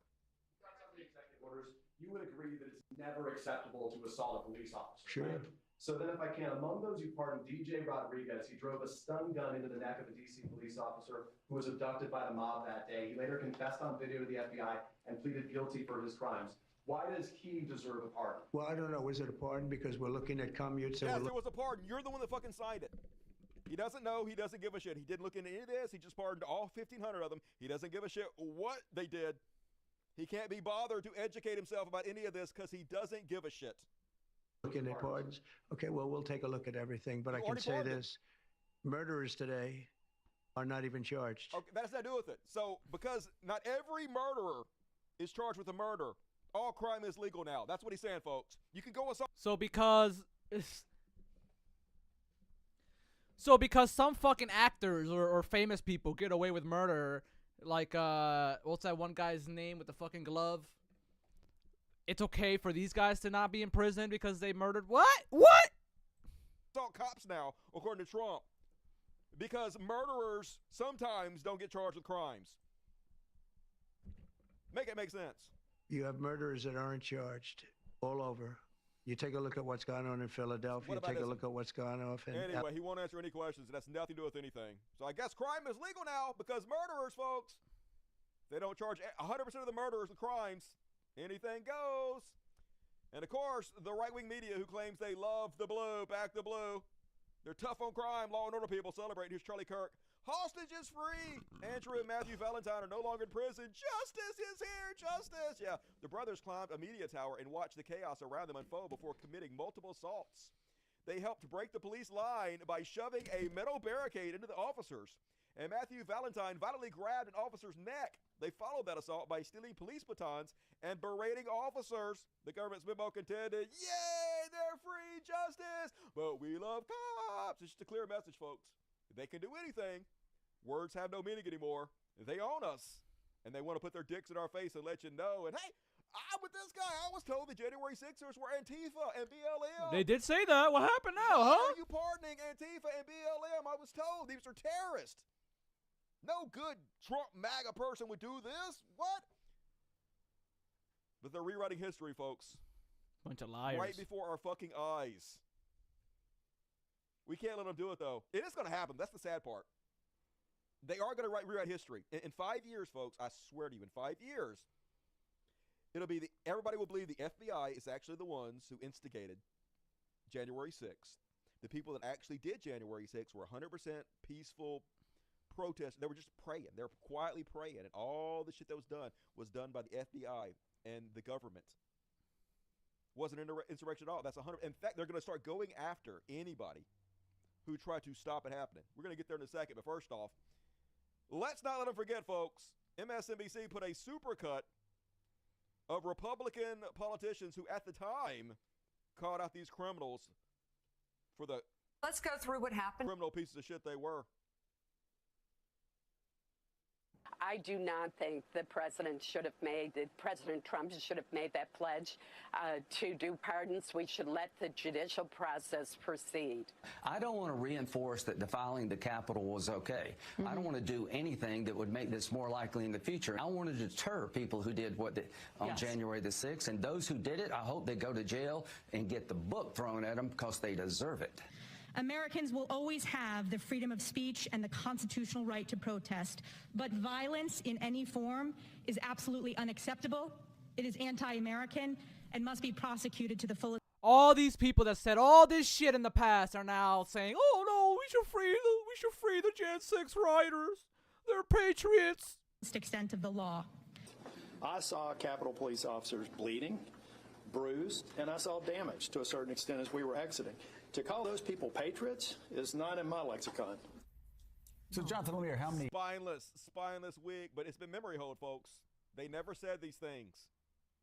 Are you going to believe the current narrative or your own eyes? And they try to ask a few of them about it.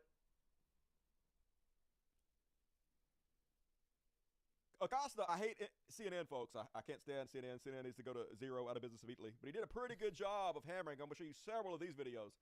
Acosta hammering Representative Burchett about pardoning people who assaulted police officers. Do you agree with President Trump's decision to pardon these violent people and releasing them from jail? If they were truly violent, no. But do I know that they were? I don't know that. It was literally there. We've all seen the video. He 100% knows they're violent, so he's trying to play stupid. Who was violent? There was violence? There was no violence. They're literally rewriting. This is 1984 bullshit. 1984, George Orwell. Yep. What do you mean you don't know that? We're showing the footage on the air right now. Congressman, you were there that day. There are offenders on January 6th who violently beat police officers. There are offenders who are convicted of seditious conspiracy. That is the truth. This is a political world, Jim, and I don't remember you all on CNN condemning Joe Biden for commuting the sentences of murderers and child molesters, which he did. If he did that, what does that have to do with this? That's whataboutism. Whataboutism? What about this? What about that? What about 1 million child molesters? Does that make it any better for Donald Trump to commute the sentence to pardon cop beaters? No. What do these things have to do with each other? Nothing, of course. It's just trying to change the subject. So obvious. And you all Congressman, I'm not asking about that. Congressman, we talked about Joe Biden's pardons. You never do, Congressman, Jim. we did talk about it. We talked about Joe Biden's pardons. Oh, Jim, you did not. You all read your report from the Democrat National Committee, as you always do, that and is you attack absolutely Americans. false. Congressman, are you going to respond and say whether or not it is right to let these people out of jail? I don't know if it is or not. I'm not a lawyer, but I'll tell you what isn't right. You're a congressman. You're a member of Congress. You're an elected official. Take a stand.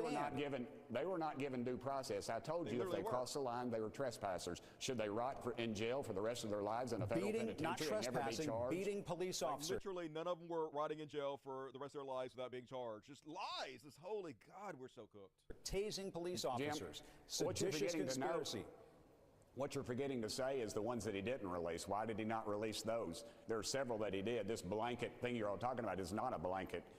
It's not a blanket pardon. There were several that he didn't for those very same reasons. Why are you not focusing on them? Congressman, we're talking about the leader of the Oath Keepers, the leader of the Proud Boys. They should be released from prison? What about the leader of the FBI? What oh about my the FBI God! agents that were on the grounds? Stop with the whataboutism, you stupid old fuck. Jesus Christ. What about this? What about that? Answer the question. What about? In that mess. Congressman, the leader of the FBI was not rioting at the Capitol that day and beating up police officers. Whatever happened to Back the Blue? I want to show this. They don't actually give a shit. There's other videos of this same conversation, but I'm going to move on. The show is getting a little long.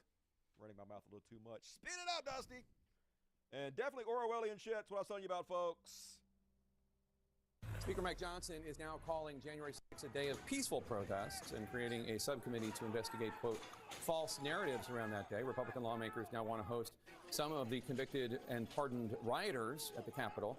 And the Trump administration is discussing some sort of invitation for some of these rioters to possibly go to the White House and meet with the president. So now that Trump has pardoned them, they got to change the narrative to the fact that this is actually peaceful, completely peaceful. They did. It wasn't insurrection. They're actually heroes for what they did, folks.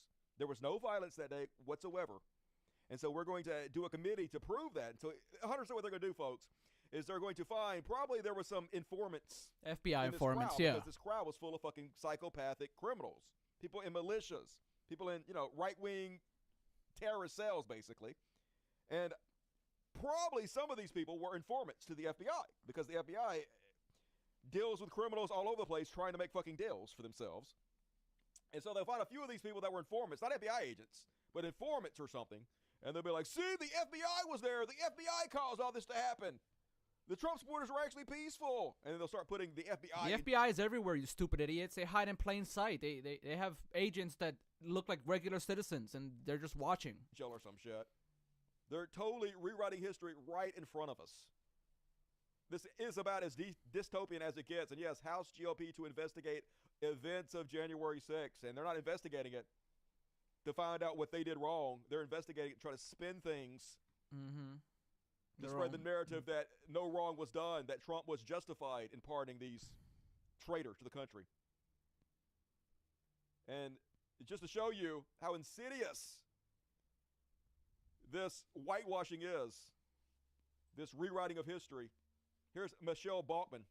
It was like a prayer meeting on January 6th in D.C. People were preaching the gospel on the streets. It was like a family reunion, the happiest people you would ever see. There was no discontent on the Capitol Hill that day. And so these 1,500 people who've been... These people are sociopaths, guys. Like, they're literally sociopaths. They're leading our regular American citizens. They're lying to them and leading them in the wrong, in a wrong direction, and with a false sense of patriotism and religious value. Is bullshit.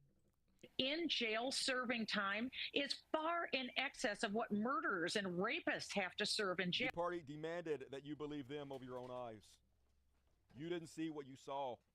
You see what we tell you saw, and this will work, folks. This is how they did it the last time. In 4 years, this will be what Republicans, they already believe it, of course, but this is what they'll be repeating. They already say this now. I don't know if they believe it yet, but in 4 years, they will believe this. They will hear it so many times, they will be lied to. History will be completely rewritten in their minds, and what actually happened will be memory hold. In fact, here, unbelievably, here is a right-wing influencer podcaster, Stu Peters, having somebody who was one of the traitors at January 6th tried to overthrow our government, who just got pardoned on his show, and then bragging that he got pardoned, bragging that they all got pardoned, and then saying we did an investigation to find out who was actually behind January 6th so we could put those people in jail. Be taken care of in this. This needs to be a full sweeping, all out. We're pardoning this. No, these are patriots who just went to Washington, D.C. to petition the government to redress their grievances. I mean, this is one of the most existential rights of the American people. One of the most important things that we have in our power. Look at this fucking white supremacist, fascist, Nazi-looking ass bitch. To voice our concerns. They work for us. And this was a kill box that was set up from day one, and there are foreign fingerprints all over this thing. And I think that we need to get to the bottom of who exactly it was that was responsible for this. You saw Biden on his way out pardoning the entire J6 committee, all of his family, by the way, and rat-faced Tony Fauci on his way out as well. Rat-faced Tony Fauci, that is so anti-Semitic, bro. And the reason why he pardoned all these people is because he knows that Trump is going to go after them when he's president. And he's going to fucking charge them for dumb bullshit because these people are all conspiracy brain-rotted motherfuckers. Oh, they fall for every stupid-ass conspiracy, and they're fascists, so... Preemptive pardons? I mean, this is criminal activity. These people need to be exposed. Whoever was behind this and set up January 6th from the beginning needs to be put on trial in the United States, tried for criminal treason, tried for crimes against humanity, tried for a coup, and they need to be convicted, and when they're convicted, they need to face extreme accountability. He can't just let that... So crazy. He's literally talking to one of the people that did it and saying the people that did it need to be killed. Just...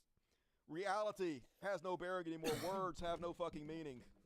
They just lie. They lie their way through everything. They're probably going to find somebody and kill them just for trying to find out who was behind this, who did it.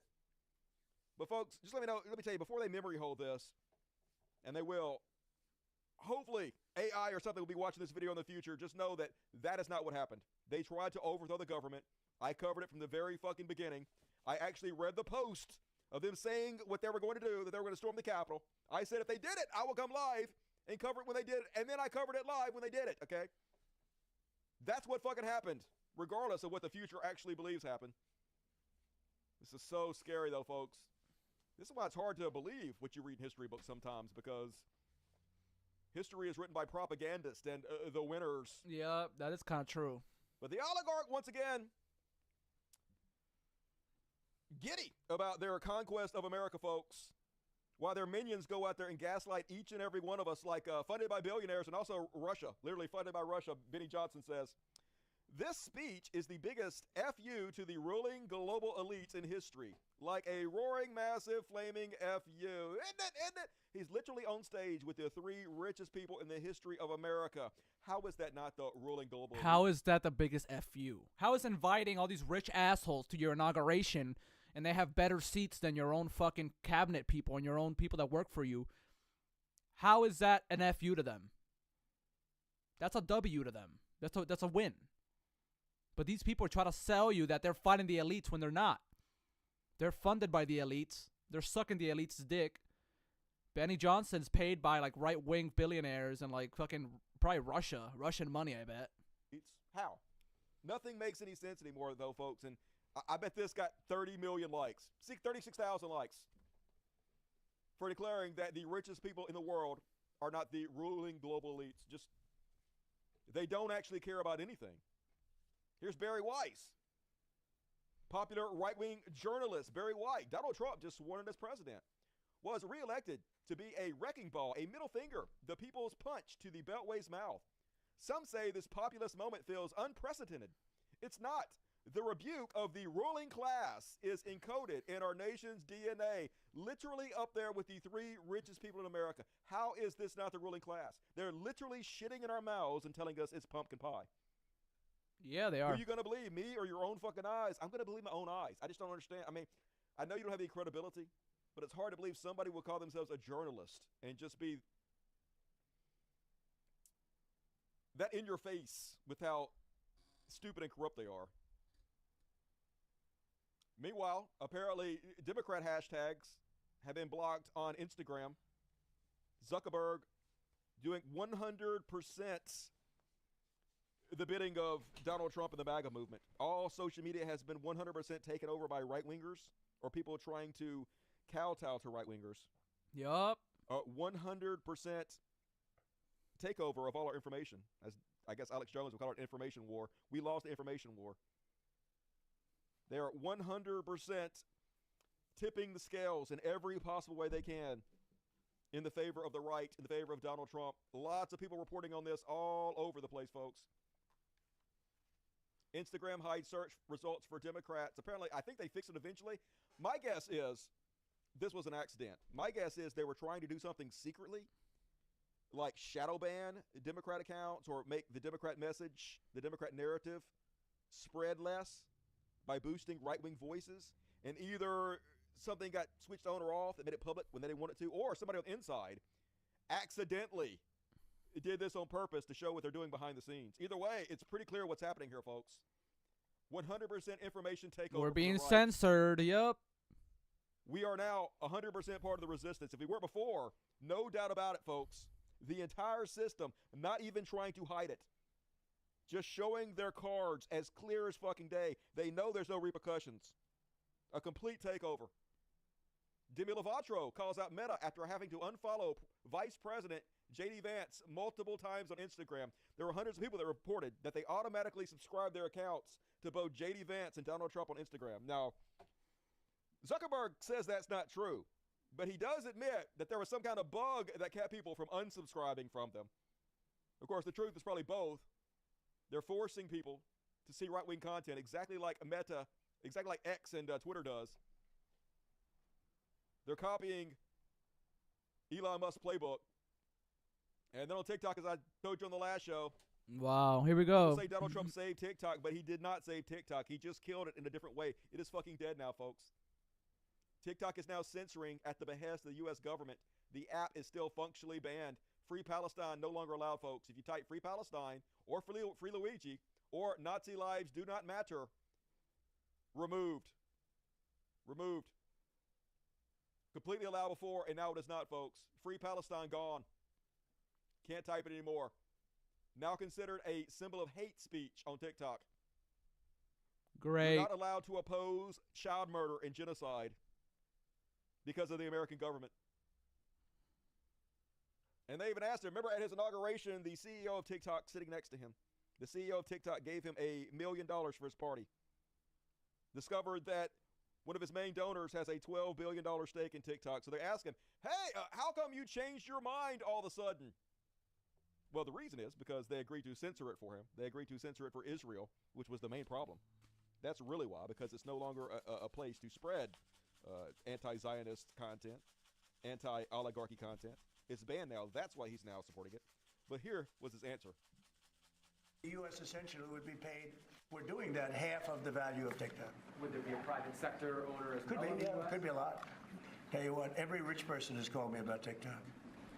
You wanted to block TikTok. Why did you change your mind? Because I got to use it.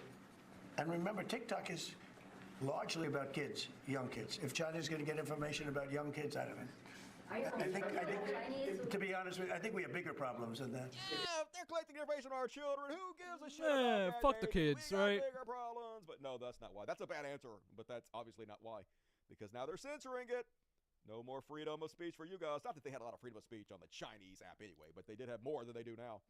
And then, pissing in her face on this rating, Fox Ho says that the robber barons are making American life better. Oh, goody. Just selling us the boot all day long on America's #1 cable news network. And, hey, where's Luigi when you need him, folks? Ha! For real. I deleted the wrong fucking one. God damn it. I had the audio of this.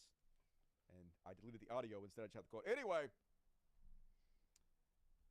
this is a CEO of J.P. Morgan Chase. If it's a little inflationary, but it's good for the national security, so be it. I mean, get over it, yeah. The richies are just saying it right to your fucking face. Get over it, poors. Who gives a shit if inflation goes up? Yeah, I know Trump said he was going to solve inflation, but who gives a shit if there's more inflation because of Trump's tariffs? Get over it, poors. Eat your cat food and fucking die, poors. And I'm just saying, surprise parties. I heard that he loves surprise parties. That's what I heard, folks. I don't know. Free tickets to see the Titanic. That's what he wants, so I don't know. And this is what it's all about, folks. Their tax plan has been leaked. Where do you get a load of this? Everything for them, nothing for you. This is how they're going to pay for J.P. Morgan's tax cuts. This is how they're going to pay for Mark Zuckerberg's tax cuts, Jeff Bezos, Elon Musk. Leaked memo from the U.S. House Budget Committee. Republicans reveal Trump's tax handouts to the wealthy, estimated at $1.2 trillion. They already did the first time Trump's president. They're about to give him $1.2 Oh my trillion, God. folks. We've already had the largest transfer of wealth in human history during COVID, during Trump's presidency. Even more, they're mentally ill. They cannot stop themselves. Like a parasite, like cancer, who can't stop growing, who can't stop eating, who can't stop taking, who will literally kill itself by killing the host. We have cancers growing inside of us who are so mentally ill and greedy they will literally kill us all unless we stop them. We have to stop them. They're going to repeal the 15% corporate profit minimum tax, elimination of estate tax for millionaires, lowers corporate tax rates to 15%, and they're going to reinstate corporate tax loopholes. The memo also advocates for stripping away $80 billion from the IRS to make sure that they have less people that can actually collect money from the super rich, to allow them to not pay their taxes, to allow them to have even more money. They also want to tax hospitals and eliminate the charitable deduction for donations to hospitals. Great. Which will make healthcare even worse. The memo also proposed a $1.9 trillion tariffs on all imports. Awesome. Which is a tax mostly on the poor, mostly Great. on you and me, who have to buy a lot of cheap goods from China and shit, who can't afford the good stuff. This is for us. This is for us to pay all the taxes so the rich people don't fucking have to. Woo! Let's go, America! Yeah! But literally, it's the worst possible thing we could have done at the worst possible. It's so unbelievable. To pay for the tax breaks for the wealthy, the memo proposed $2.2 trillion in tax hikes for the middle and lower income families. Includes repeal green energy efficiency tax credits, eliminate mortgage interest deductions, raising taxes on single parents and students, eliminate credit for child care.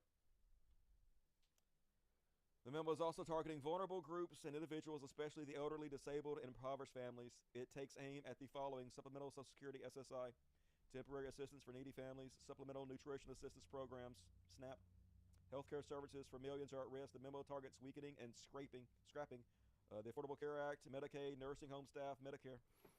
God damn, bro. And scrapping the Affordable Care Act, Medicaid, nursing home staff, Medicare. What the fuck?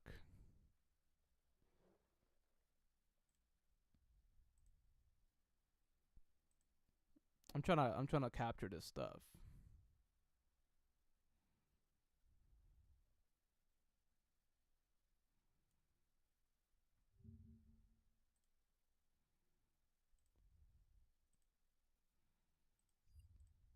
All of it. Like, I would normally pretend, good, die Americans, but like I just don't have the heart to do that anymore. I just don't understand. I mean, yes, Americans, what can you even say? What can you even say at this point? I guess America just doesn't fucking deserve to exist. Yes, if you need any more proof about this, that we are in one of the times of greatest economic disparity. I was just asking ChatGPT about it. Wealth concentration at the top 1% of earners now hold approximately 31% of the nation's wealth, and the top 1% owns 13%. In comparison to the mid-20th century, wealth distribution was much more balanced due to strong labor unions. See, this is the time, like the MAGA movement, where they say "Make America Great Again," and they romanticize the past. They try to pretend the racism back then did exist, but this is the time they're romanticizing. But you guys are taking us in the exact opposite direction of this, as fast as you possibly fucking can. Since the 1970s, wage growth for the bottom 90% of Americans has stagnated, while incomes for the top 1% have skyrocketed.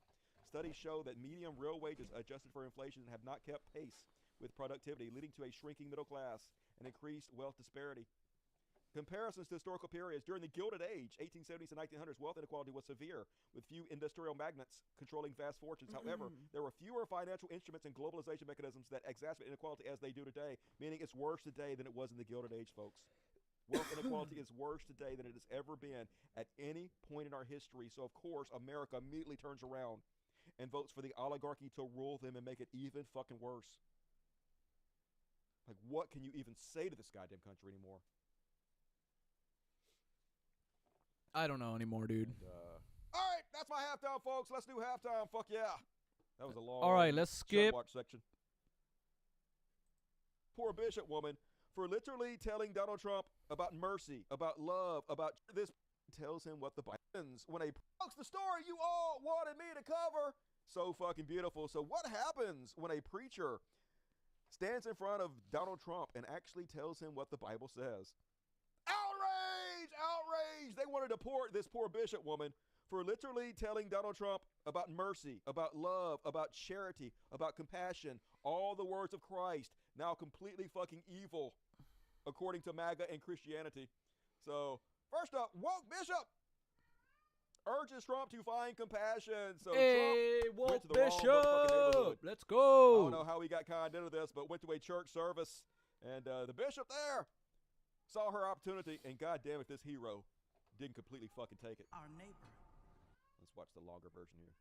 I ask you to have mercy upon the people in our country who are scared now. There are gay, lesbian, and transgender children in Democratic, Republican, and independent families. This is a real fucking priest. This is a real religious person, dude. They fucking stand up for the fucking oppressed and the powerless. Some who fear for their lives. A lot. And the people who pick our crops and clean our office buildings, who labor in poultry farms and meat packing plants, who wash the dishes after we eat in restaurants and work the night shifts in hospitals. They may not be citizens or have the proper documentation, but the vast majority of immigrants are not criminals. Right. They pay taxes and are good neighbors. They are faithful members of our churches and mosques. What a hero, synagogues, dude. What a hero. And temples. I ask you to have mercy, Mr. President, on those in our communities whose children fear that their parents will be taken away, and that you help those who are fleeing war zones and persecution in their own lands to find compassion and welcome here. Our God teaches us that we are to be merciful to the stranger, for we were all once strangers in this land. Damn, I can't believe it. Teaching Trump about goddamn Jesus Christ words. What were you thinking? Let's go. So obviously, they had a fucking conniption. Woke! They're fucking woke. This goddamn woke bitch. Johnny MAGA. This woman should never step foot in the National Cathedral again in any capacity. The audacity to pull something like this. I dare you teach the words of Christ. I dare you beg for mercy from the people that need it the most. Nobody should be surprised, though, folks. I mean, I tell you continuously. Yeah, conservatives are the most fake pieces of fucking shit humans ever. They don't believe anything. They're hypocrites. If you love humanity, get the fuck away from the conservative party because I'm going to lump you in there with them. If you are laying with fascists, I'm going to fucking call you a fascist. So please make your way out of that Republican Party as soon as possible. Because my fucking aim is at all y'all. People on Earth, they don't actually believe anything they say. Here's a Todd Starnes. Franklin Graham told me in my podcast that the National Cathedral has fallen into the hands of LGBT activists. So it's not surprising that this lady bishop spewed hate. Hate? What word did she speak that was hate? It was all about compassion and love and mercy. Literally the opposite in every way of hate. But yes, up is down, left is right in this 1984 dystopia. Love is hate, literally. Brian Taylor Cohen pointing out correctly that one of our representatives in the highest political body in the land is calling for the deportation of an American bishop, a United States-born American citizen, for teaching the words of Jesus Christ, literally. Representative Mike Collins, the person giving this sermon should be added to the deportation list. Yay! Deport every Christian who believes in the word of Christ. I'm with you, Representative Mike Collins. This is where we're at now in this country, folks. Tommy Tuberville, incensed, I dare you preach the words of Christ. Watch him have a fit. What's your take here on this bishop lecturing President Trump directly to his face today? Well, thanks for having me on. You think you've seen it all. Of course, I've been up here in this clown show. I never thought I would leave to see a preacher teach the words of Christ. They ain't supposed to do that. For 4 years in Congress and watch the radical left just spew hate all over the place and push agenda that I don't even recognize. But for this bishop to do this to President Trump after a weekend of, as you said, talking about God more than ever, talking about how he was spared to give an opportunity maybe. Yeah, but he's fucking lying. He doesn't give a shit about God. He doesn't give a shit about immigrants. He doesn't give a shit about the word of Christ and all the rules that you're supposed to follow as a real Christian. Change this country back to something that it should be.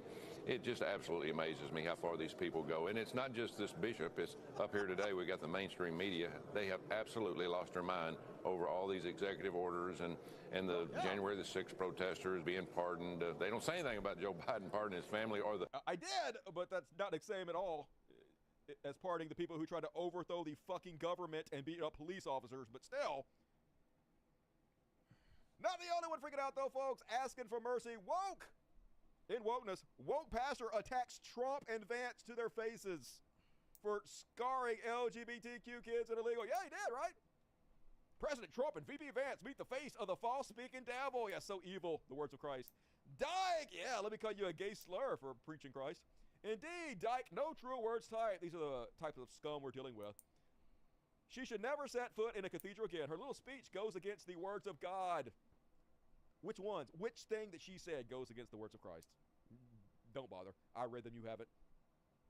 Anyway, she does not fear God. What a terrible, horrendous mistake. So they're all freaking out, folks. They're all freaking out about a message of kindness and love, because of course they are. The scum of the fucking earth. You know you're evil when you have a problem with what she fucking said. Yep. Sure sign. Correct yourself. You have fallen too far. And then, of course, Trump out there whining about it. The so-called bishop who spoke at the National Prayer Service on Tuesday morning. Wah, wah. They owe me an apology. Wah. They told me to love my neighbor. Wah. Just good God.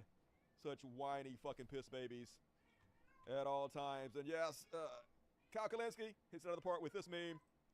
Blessed are the merciful, radical leftist, woke, evil devil. Yep. I'm sure to you guys who worship the Antichrist, the words of Jesus would be evil. Literally, dude. Literally. That's such a good cartoon. And yes, Kyle Kalinske.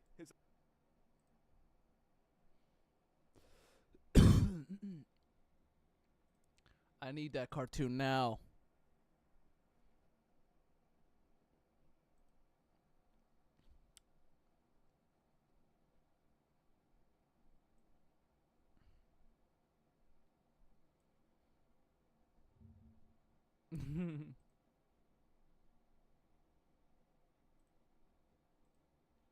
Radical leftist. It's another part with this meme. Blessed are the merciful, radical leftist, woke, evil devil. Yep. I'm sure to you guys who worship the Antichrist, the words of Jesus would be evil. But that's not because it is. It's because you are. And that is My religious bullshit this week. Getting crazier and crazier out there. Even the cats agree with me. It's fucking Piper at Heat, and god damn it, she is loud as shit. I sleep through that every night, y'all. I'm so used to it. She crawls up and just screams in my ear. I don't even like move an eyelid about it. Completely fucking used to it. Out like a light. That's what it's like to be a cat daddy. Damn. Weasel. Cal Kalinske. All right, I'm taking a couple of your weasel checks off of you. You're doing better, Cal. You're doing better. First off, Odisha Elon. That was not it. Where's the front of this? Here we go. Elon's gesture from multiple angles, folks. This is what they're trying to convince you is not a Nazi salute. Not only once, but twice. Side by side with actual Nazis doing the actual same symbol. It's the same exact one. From, what is this? My heart goes out to you. Nazi movie. It is thanks to you. My heart goes out to you. So look, folks. Not hard to know what the fuck's happening here, right? So, since Elon bought Twitter, he has been accused of platforming white supremacists, Nazis, because he has. In fact, he has repeatedly reposted, signal boosted for white supremacist account. This is unquestioned. Ask Grok, his own AI system, if you don't fucking believe me. Yeah, American History X, that's where it's from. And so he's been called a Nazi since the very beginning of buying Twitter, and then recently it has accelerated. He's come out in favor, in support of the far-right German political party, the AfD. In fact, right before he did this, he hosted a Twitter Spaces, like a voice chat with all the AfD to try to signal his support for them and to try to get him elected, of which the entire next day he was told that he was supporting Nazis, that he was a fucking Nazi. So the very next day, this guy, who the entire previous day and months before was called a Nazi repeatedly, gets up at the end of his speech and not once but not twice does a very clear Sieg Heil, which he knows, obviously. I just showed you, American History X, very popular, but he hangs out 4chan. He knows that this is a very popular signal. Nobody does this, for my heart goes out to you, obviously. And it's Elon Musk, who is an avowed troll. Clearly doing this on purpose to be a troll. It doesn't even matter if he's an actual white supremacist or not. I guess there could be a debate, but that doesn't matter. He's clearly doing this as a troll to get attention, and also to do exactly what happened, to get people to pay attention to him, because he's desperate for attention. Doesn't matter if it's negative. It also gives him the opportunity to gaslight us. What? No, I was saying my heart goes out to you. Very clearly, this is the sign for my heart goes out to you. But nobody fucking believes that. Let's just do Occam's razor real quick. What is more likely? That this guy who is excoriated, crucified, day in and day out, called a Nazi, got up there and did this on accident twice, or that he was doing it as a troll? Be honest. Nobody really believes that this was just an accident, that he was saying my heart goes out to you. Everybody knows what this is, but they're lying to you on purpose.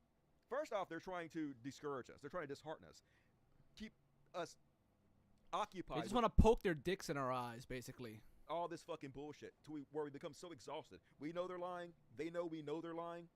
But they keep this bullshit up until eventually they just wear us down. We're like, we don't even fucking care anymore. Why should we even talk to you?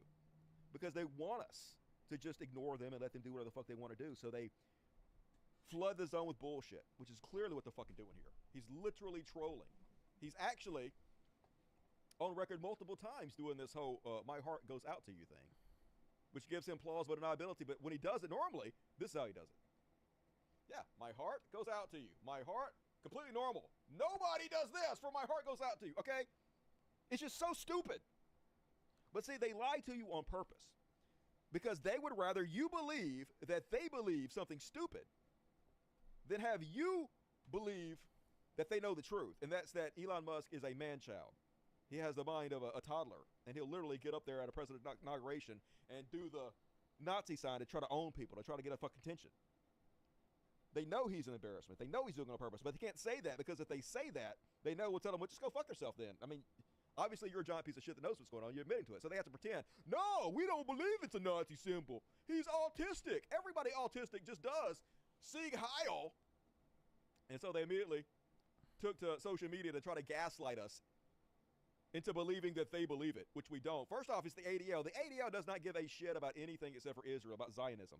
And if you're willing to support the mass murder of Palestinian children like Elon Musk is, because he doesn't give a shit, he's completely fucking evil, they will back you all fucking day long. They don't care. So they're immediately out there, no, it wasn't a Nazi symbol. That was just a awkward, hello, everybody, I love you. And Elon's Johnny on the spot saying, thanks, guys. Thanks, ADL, for having my back. Yeah, evil has the back of evil, as always. And basically, ADL, they were already a joke, but now they're more of a joke than ever. To them, anti-Semitism is free Palestine. Don't murder children. That's anti-Semitic. But Heil Hitler! Oh my God, that's just an awkward hello, y'all. Just no credibility whatsoever. What a fucking laughingstock. Of course, Elon, Johnny on the spot to hide behind them. Apparently, I'm a Zionist and a Nazi. That's right. You're absolutely correct. Ha! Get fucked. Get fucked, bro. I'm gonna save all these little great images and pictures and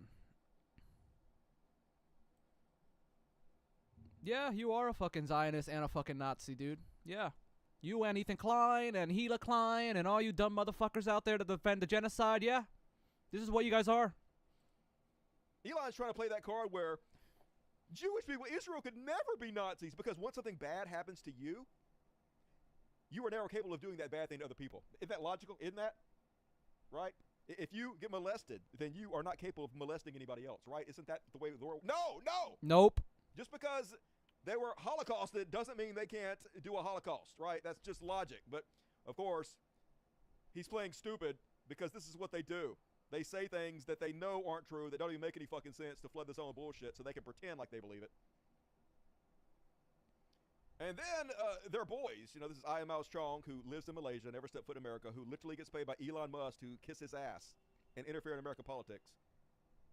Shits on AOC for rightly saying the ADL is lying. They're stupid. They've lost all their credibility. And she's like, AOC is now Jew-splaining hate speech to the ADL. Jew-splaining? What the fuck? Is American-splaining everything about America to Americans, by his logic.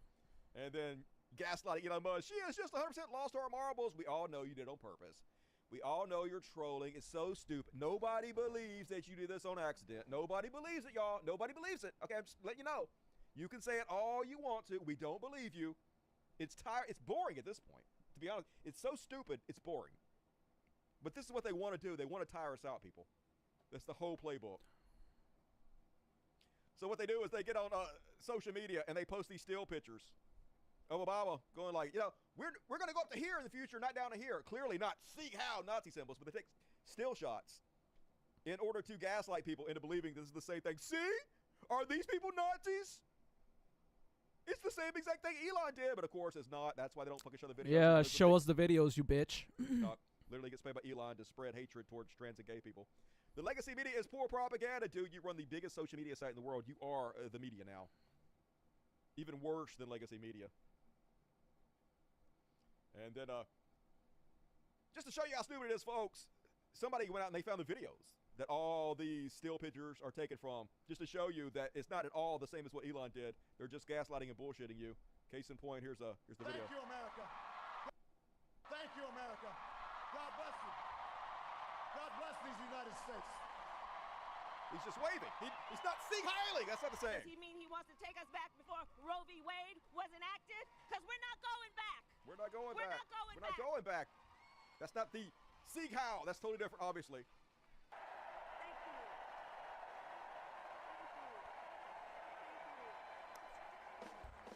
And she's just waving. That's totally different, right? Yeah, hey guys, hey. It's not Sieg Heil, okay? It's just so fucking stupid. But this is what they do all day long. They gaslight, flood the zone with bullshit. Yeah, they think we're retarded, dude. Pretend shit ain't the way it is. Alex Jones also gaslighting. That's all he fucking does. They think we're stupid. Isn't this exactly the same thing Elon did? Isn't that exactly the same, folks? No, it's not exactly the same at all. It's so stupid. Nobody believes you. Another video showing the difference. Here's Obama. It's Nazi as fuck, okay? I think we can all agree. Yeah. On purpose. It's stupid. Even Tim Pool's not fooled. Even bald Tim Pool. It's like, how do you accidentally do a Roman salute? Yeah, you don't, okay? Even bald Tim Pool not willing to pretend like he believes this bullshit. And even though MAGA pretending not to know it's a Nazi salute, you know who does know it's a Nazi salute? Nazis! Nazis, super psyched, literal Nazis are celebrating Elon Musk's Hitler salute. Let's see these sad, pathetic pieces of fucking trash. Elon Musk making 2 Nazi-like salutes during a speech to tens of thousands of President Donald Trump on Monday. Incredible things are happening already, says Andrew Torba, the founder of Gab, a social media platform popular with anti-Semites and white supremacists. We are fucking back! The administrator of a Nazi meme channel on Telegram wrote, like I told you guys, whenever they say we are back, they're talking about white people. White people is the we in the we are back. And of course, not to be outdone, Boogery Nick Fuentes was head over heels. Giddy as shit. And then the straight up, like that was a serious Roman. It wasn't even like a subtle, like a wave, like one of these, like a Laura Ingraham. Remember when Laura Ingraham did that? Yep, that's who was copying, clearly. That was a straight up like Sig Heil, like loving Hitler energy. Yes, that was like a straight up with intensity Roman salute. Yes. And then Yes, it is. We already know. But at least they're being honest about it, even though most MAGA people are not. And they know, folks. They know it was a Nazi salute. Even though the mainstream media is giving him a fucking pass. You know how you know they know? Because even NBC edited it out of their fucking footage. Watch this shit. And I just want to say thank you for making it happen. Thank you. Yeah, edit it out. Wow. They're all in this together, folks. That's mainstream media for you guys. See how they're fucking hiding the worst things these bad motherfuckers are doing? NBC, Trump's longtime partner, censored Elon Musk Nazi salute. Top is the censored. Yeah, they're all into fucking together, folks. Covering for each other while they usher us into white supremacy. Even Ben Shapiro now, little Ben Shapiro, is sharing Stone Talls, a literal white supremacist. A Nazi who creates comics. Ben Shapiro is sharing Nazi comics now in order to cover for Elon Musk Nazi salute. That's where we're at right now, folks. Look, he's doing a Nazi salute. Oh my God, I'm doing it too. Yes, if you see how that's a Nazi salute, folks, all right? Clearly. If you just like, hey, that guy over there, hey, look, that's not a Nazi salute. Like, we know the difference. But this is what it's all about, folks. Remember when they did that with the OK hand sign? Yep. On 4chan. Okay. They're like, hey! Because we know how we want to own the libs. White. Let's get out there and let's spread power. the rumor. White power. The OK hand sign is a new white supremacy signal to each other. And then when they get on their fucking social media, when they get on their news and they spread this, we can make fun of them. We can say, hey, look, they'll fucking believe anything. We trolled them and they fucking believe it. That's how stupid the liberal media is. We'll own them so bad. And so they did that. You know what happened? Actual white supremacists started using this to signal each other.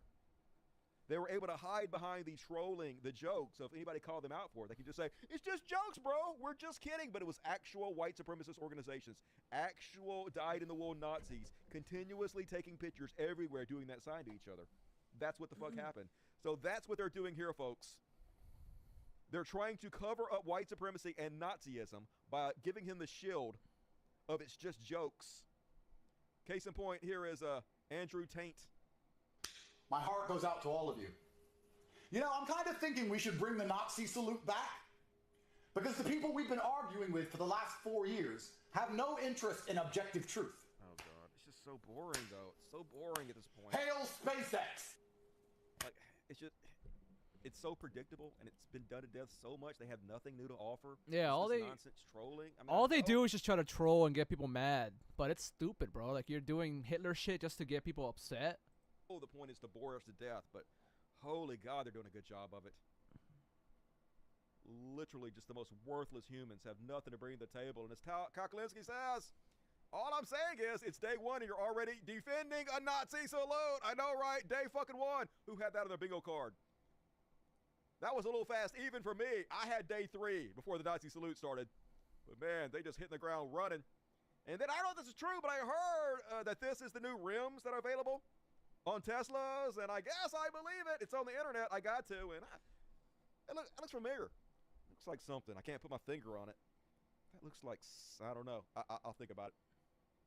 And this is also real, folks. Apparently, at the Tesla Gigafactory over in Berlin. Oh my God! They're using laser projectors to project Heil Tesla, and Elon Musk doing the Nazi symbol. So you keep that up, you beautiful geniuses. Love that shit. And I want to go back to this time, folks. Remember when it was cool to punch Nazis and shit? Each and every man under my company owes me 100 Nazi scalps. You'll bring me 100 Nazi scalps or die trying. But I guess now this is These were the good old days, bro. What happened to these days where we were shit on Nazis? Because we fought them. Woke. Fucking World War II veterans. Woke as fuck. Psh, Brad Pitt with your sexy ass. And then, unsurprisingly, actually, that kind of surprised me, to be honest with you. So, all over Reddit yesterday, I saw probably 100, I'm not kidding, 100 different subreddits debating whether to ban links to X/Twitter. And the vast majority of them decided that Twitter is going to be banned on Reddit now. Elon Musk controversy salute prompts calls to ban X links on Reddit. So maybe this is the start of something. I've never called for any kind of censorship in any way, but also I believe people have the right to do whatever they want to do. And so maybe this is the start of something, you know. Maybe it's like the death by 1,000 cuts. Ban them. A lot of popular groups on Reddit start on Block X, bro. Block X. No one use X. Please boycott X. Start banning Twitter. Twitter. Fuck Twitter X. Whatever the fuck you want to call it. Drip by drip. Maybe we'll bankrupt this motherfucker. Maybe they'll go under. Maybe people will move to Blue Sky or something better. Because fuck this. And then this is what's unsurprising, folks. So this is anonymous. But I think this is true. I'm not 100% sure, but anonymous whistleblower went public to talk about how, under Elon Musk, Twitter has engaged in incredible election interference, how they've used the algorithm to promote right-wing talking points, Republicans, while censoring Democrats. Obviously, we already know this is fucking true, right? Because I've been covering it ever since they've been doing it. I've showed you guys the proof over and over and over again for the last several years. But anyway, apparently, people backing up what I've been saying the whole fucking time. And then, last but not least, on He Shall Be Elon, and this one is fucking beautiful, folks. You know this is going to bother Donald Trump. So a reporter makes a Freudian slip while they're talking to Donald Trump, and they accidentally call Elon Musk President Elon. Uh-oh. Of course, I don't know if Trump did notice, but he'll definitely notice later when he watches this video. Anyway, watch this shit.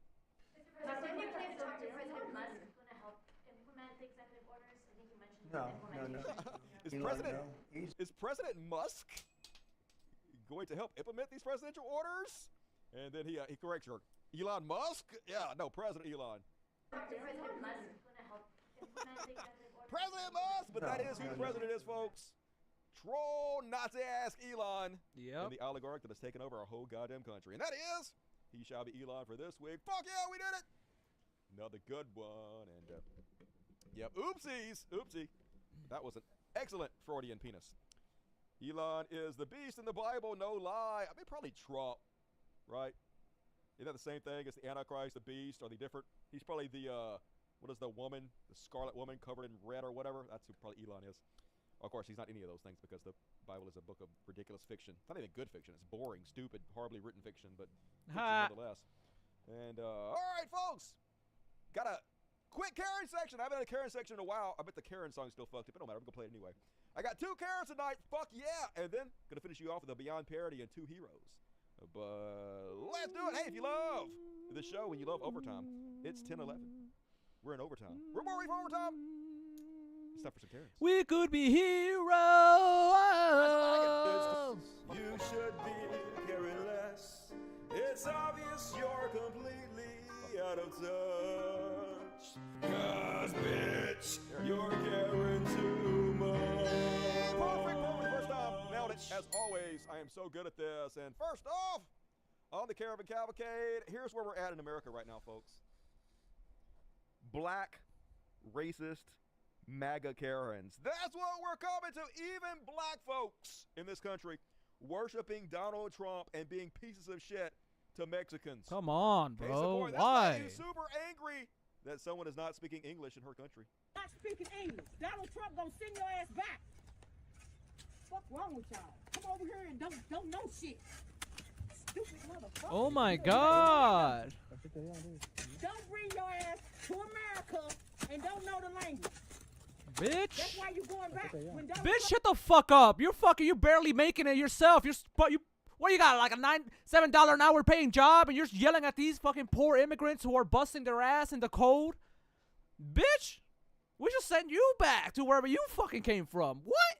Trump get signed in on the 20, your motherfucking ass is out of here. What you want? You on my fucking nerves. What the fuck did they do? Every white Karen. Who is this woman? Fired. Find out who she is. No quarter, name and shame. Find out who she is, bro. Huh? Guys out there just doing their fucking job. Trying to earn a living. Poor guys, doing all the work that she don't want to do. I know I don't want to fucking do it. Thank you for your service, gentlemen. I apologize. And then this went super viral. Did you guys see this one? Holy shit. So this guy driving up into his own yard, into his own driveway, and sees a white woman with her kids on her porch. And he's like, hey, can I help you? You looking for somebody? This is what happens.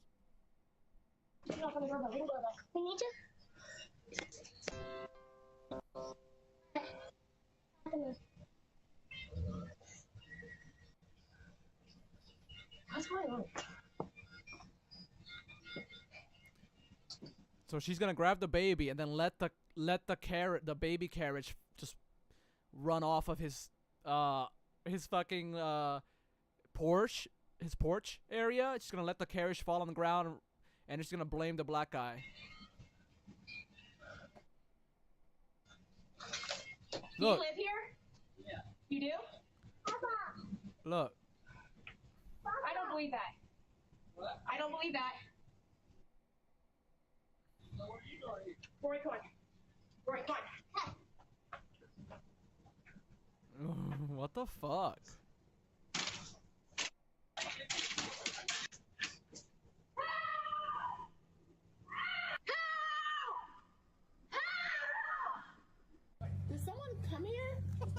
Literally, he just walking into his own fucking house. She grabs her kid, throws the stroller down, and screams, "Help! Somebody chasing me! And he fucking chasing you!" Holy shit! Anyway, finally, her husband comes out there to see what the fuck's going on, and this is her excuse.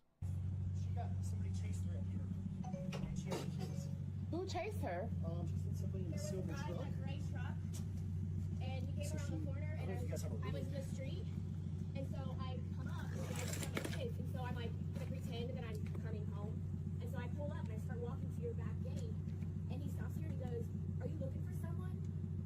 And I said, "Nope," and then he sat here, and I was like, "I need to get in." Well, that's my husband. That's why he lives here. Yeah. He lives here. So he came in and he said there's a lady screaming, and I'm like, that's... She got all worried. They still... Scared the crap out of me. How? I'm sorry. How did he scare you, though? I just seen her in the driveway, and I was like, are you looking for somebody? Because I was pulling up out. And I saw someone walking in our driveway, too, and I'm like, why is someone walking in our driveway? All right, sorry. She said that someone was following her, so you were walking from there? You came this way, didn't you? No, I came down this street right here, and I was riding slow because I'm looking at our Christmas lights.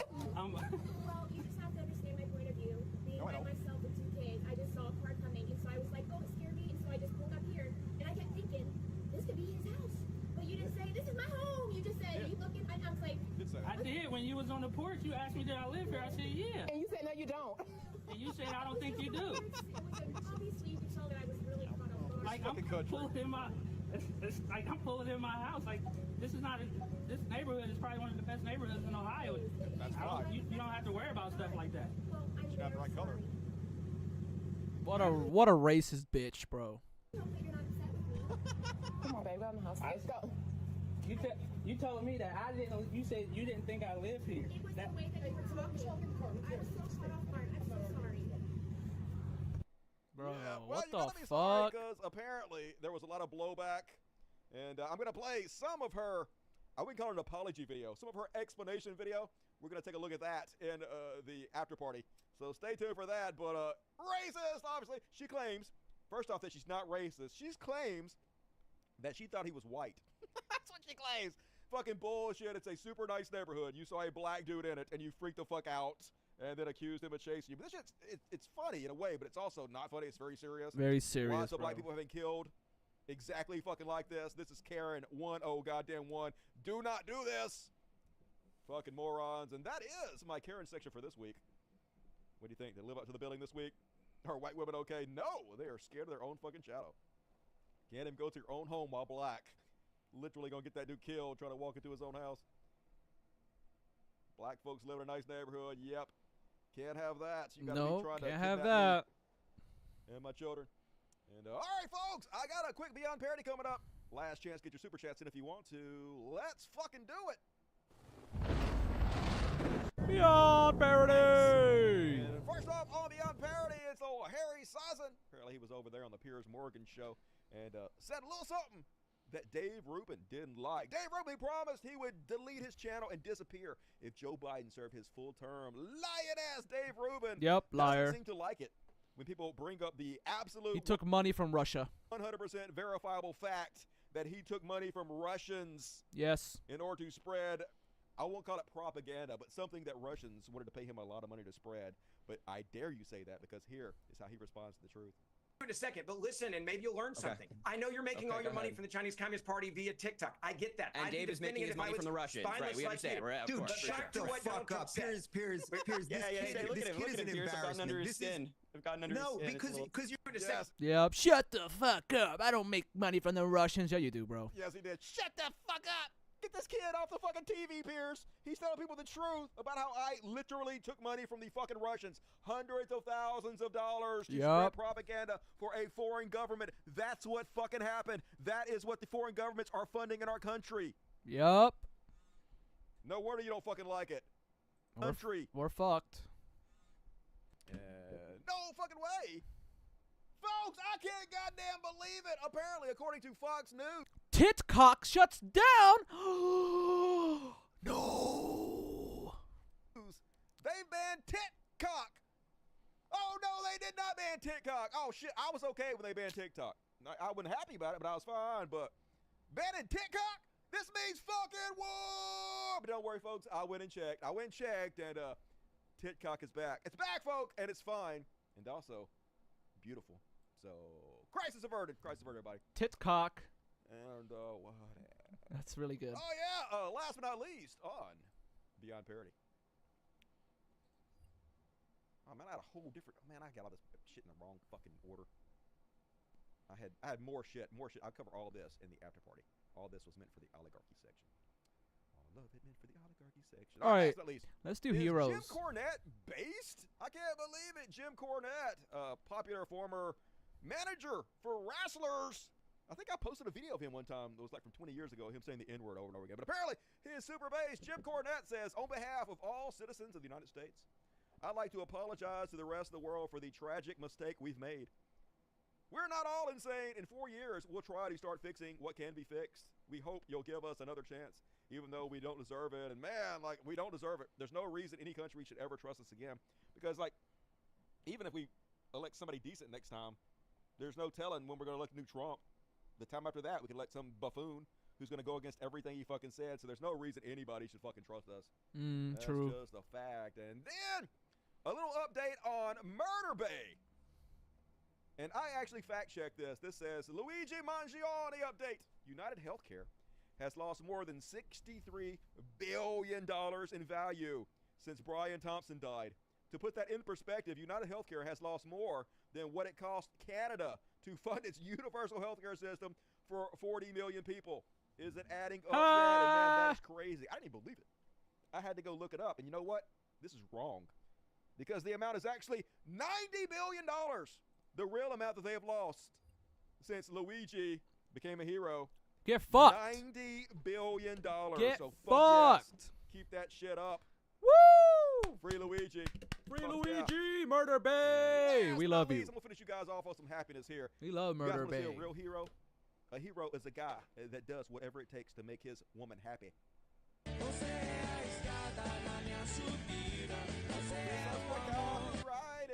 It's Spanish, I'm sure it's fine. He's like, I'm gonna win you this. She loves the Minnie Mouse. I am not giving up. I almost got this shit. Almost, oh no! Another $1. Don't worry, I got it. Another $1. Our love is eternal, baby. I'm doing this for you. And no, I was so close. Another $1. He's like, hell, I ain't giving up. She wants this. My baby wants it. She got it. Oh, shit. Look at these little kids. These two Utes. They're so happy and in love. Look at it, the best day of his fucking life. Hell yeah. Aww. Life is good, everybody. Young love's in the air. That's so sweet. Sometimes the good guys win. And he is fucking psyched. Yeah! Yeah! Good show! Fuck yeah. Best day ever. And thank you for showing your happiness with us. You two are a cute couple. That's I hope you awesome. last. And folks, that's my fucking show. Good one tonight. I must say, for a Wednesday. That was a good one. That was a good one. Thank you so much, Dusty. That was a great show. My stream has been going on for hours. Thank you, everybody. I love you guys so much. Thank you for stopping by. There's 3 people that stopped by. I appreciate you guys who stopped by. Take care out there. The world is a dark, scary place, but we will get through this. We will get through this together no matter what. So do not worry. But stay toasty out there. Love you guys. Subscribe, leave a like, and check out my other content. I don't have a lot, but you know, what I do have, it's kind of good. So check it out. And see you guys next time. Bye-bye.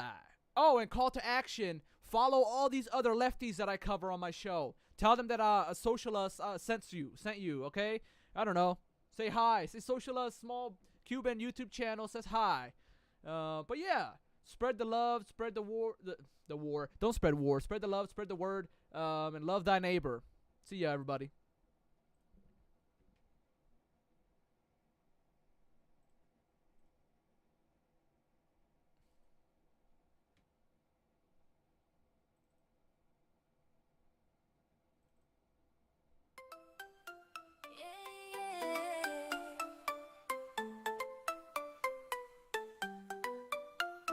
In the land of the tyrant, where the sun never sets, we march to the beat of oppression's drums, with a powerful